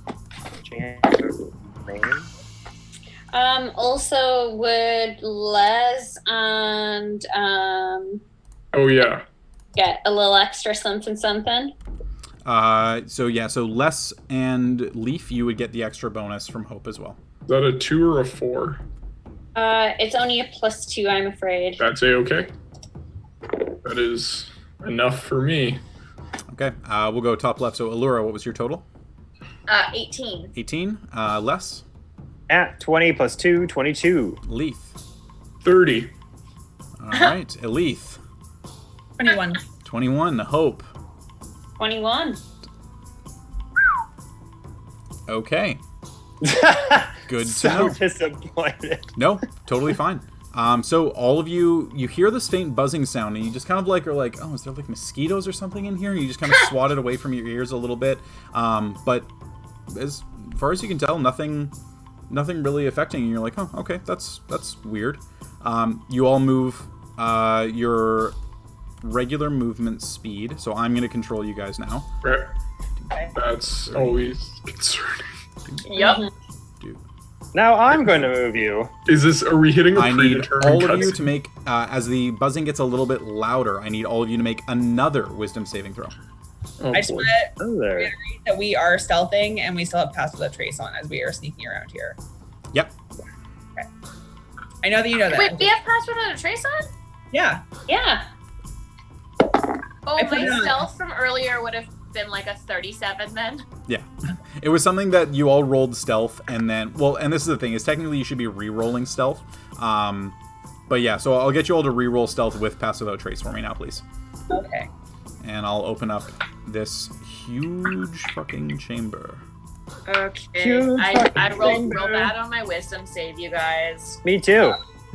Good times. Oh. Seen any cages in here? Oh boy. This is not good. Okay. So, wisdom saving throws, Allura. 4. 4. Okay. What? Les. 4. Alethe. No! 21 again. 21 again. Leaf. 27. 27. Hope. 28. I rolled a nat 20. Nice. So yeah, so with that, Alethe and Allura and Les, everybody else kind of able to like swat this away and like cover their ears a little bit and be like, what the hell is going on? You two, you start to take a couple steps forward, and then you're just like, whoa, what the fuck? I need both of you to please roll a d8 for me. Not the ears again! Is where the ants are coming from. Oh. So Allura, you rolled a 3. Les? A 4? Okay. Les? I got a 6. You got a 6. Okay. Both of you, as everybody else is kind of pushing forward a little bit, and you're all like kind of swatting it away and like covering your ears a little bit. Leaf and Hope, you kind of are bringing up the rear. You start to move it forward, and Leaf, you actually bump into Les, who is just frozen in place. Hooray. And then you're like, hey, are you okay, bud? Are you okay? No. It's hard to tell. I look pretty stupid most of the time. And he's just kind of not moving, and then a couple seconds go by, and you're like, whoa, what the shit? I need both of you to roll another d8 for me, and I need everybody else to roll a wisdom saving throw. Okay, It's gonna keep happening till everyone fails, I think. Alright, tight. Alright, so that's Allura fail. Les? This is the D8? D8, yeah. 5. 5, okay. Elif? 16. 16, okay. Leaf? 24. 24. And Hope? 19. 19. Okay, Elif, I need you to roll a D8 for me. Oh, wait, no, I apologize. No, you do not, because you... Oh. No, it's fine. So for you, the buzzing just gets loud enough to the point that you're, like, really having to cover your ears. You can kind of keep it out, but, like, something is around. Something's going on. And you're, like, starting to actively look around the room. Allura, you rolled a D8. You rolled a 1 on that. I need you to roll another D8 for me, please. Oh, no! 2. Okay. You... upon hearing this buzzing, you cannot take this anymore. You need to get out of here, and you instantly run your full movement speed. Oh no, that's far. So it's 3, 4, 5, 6. Nickelback starts playing. 1, There 2, 3, it 4, goes. 5, to about there. Does that include my bonus action dash? To about Don't there. give it my Don't give him my no, you run your full movement speed, and then you double your movement speed. You don't use your bonus action, but you start to get a little bit further away and further away and further away until eventually you kind of reach a point and you turn back and look around, and whoa, and you suddenly are able to control yourself again, and you realize that the buzzing sound, although very faint and still there, is not affecting you in the same way any longer. Les, what did you roll on your D8? I rolled a 5. You rolled a 5. You again stand perfectly still, essentially just blocking Hope and Leaf from getting into the room. Leaf, you rolled a 1 as well. Me? Sorry, you told me I didn't have to roll. No, I need you to roll. Oh, no, sorry. Yeah, never mind. Yeah. So sorry. You had your finger up. Yes. Go ahead. Which is just like now seeing that like the buzzing is really intense and it's kind of affecting me, and obviously there's shit happening to Les and Allura. Yep. Can I rip a couple small pieces of like cloth out of my cloak and kind of like stuff them in my ears and try to like block the buzzing out a little bit? Okay. All right. Good to know. Give me 1 sec here. Sorry. Ah, no. There we go. Damn bugs. So with that, Allura, you kind of stepping out of the area now and kind of being able to turn back and look at what's going on. You do notice that there is this very, very faint... You started to notice it a little bit as you've kind of gotten into the area, that there's a little bit of moss along the walls. But you're starting to notice more that the moss is kind of clumped in and around this entrance or exit doorway, depending on how you're looking at it. And as you do that, you see that the moss itself very, very rapidly starts to off of the wall and begin to throw tendrils towards your allies, and that's going to be where we're going to wrap things up for the evening tonight. The moth invasion has reached Faerun. So I need to make a note for next week of who is being affected by the confusion spell. Oh, man. Yeah. And so we'll roll initiative to start next week. So Les is under confusion, and Allura, you are also under confusion. Always getting affected by... Yeah, the two of us. Les under confusion. Oh, actually, hang on. And then Hope will One Punch Man the moth and free me again. And Allura under confusion. So I did actually misspeak, but it's fine. It kind of works because Elith, you failed by not enough to be affected by confusion. So you would be able to see exactly the same thing as these tendrils started to come off the walls and start to swing out towards you. But Allura, you would actually be moving even further because you would have moved your entire movement speed. So Well, we really did go full alien So on that this was 35. Yeah. So 40, 45, 50, 55, 60. one. Allura's heading off to the next campaign. Bye. Alright, I'm Uses ahead of all its movement, so you would also use your bonus action to move 5, 10, 15, 20, 25, 30. You are almost all the way across the chamber to the far side. Ooh. Cool. And you Peace would out, see A-Town. that Bye. The chamber continues on in a straight line. So that'll be where we wrap things up next week as this entity reveals itself to you. Creepy moth thing. Ta-da! Wait, what? What? Oh, it's like right I don't in see the. anything. It's literally the doorway. And this creature is really excited. I'm super excited to talk to you guys about it. Hopefully after you kill it. We'll see. Yeah. Are All we right, looking let's at- go. Are we looking at it or no? Yeah, it's like right alright. next to you. Yeah, it's It's like literally in the so square. it is beside you. around the Oh. doorway, like not doorway, but like the entranceway into this room. It's the moss that's coating the walls all around the doorway. Oh, I can't wait to cast my Oh, spiritual the weapon and old have a moss buzzing showdown. moss. Yeah, Something. yeah. This is a fun one. So Should have anyway, known. thank you so much, everybody, for just sticking around the chat. We had 20 viewers this week, so holy cow. Good to see all of you guys here. Appreciate you sticking around and watching our crazy adventures. And yeah, Kevin, you've got episode 2 of The Fey Lie coming up tomorrow, which we're super stoked for. 5 p.m. PST. Yeah. Be So that'll be a good there. But yeah, this one is going to carry on next week as you guys will be fighting an entity that is a very, very interesting one. I'm excited to see how it goes. Taking next week off. Oh, we are? Right, sorry, we're taking next week Yeah. off, so this will be in 2 weeks. But yeah, come back in 2 weeks, and you'll be fighting against this first little dungeon boss, and we'll go from there. First dungeon boss. Very First dungeon exciting. boss. Oh yeah. All right, we'll see you guys later. Run away. Bye. You guys don't need me, right? All right, we're out.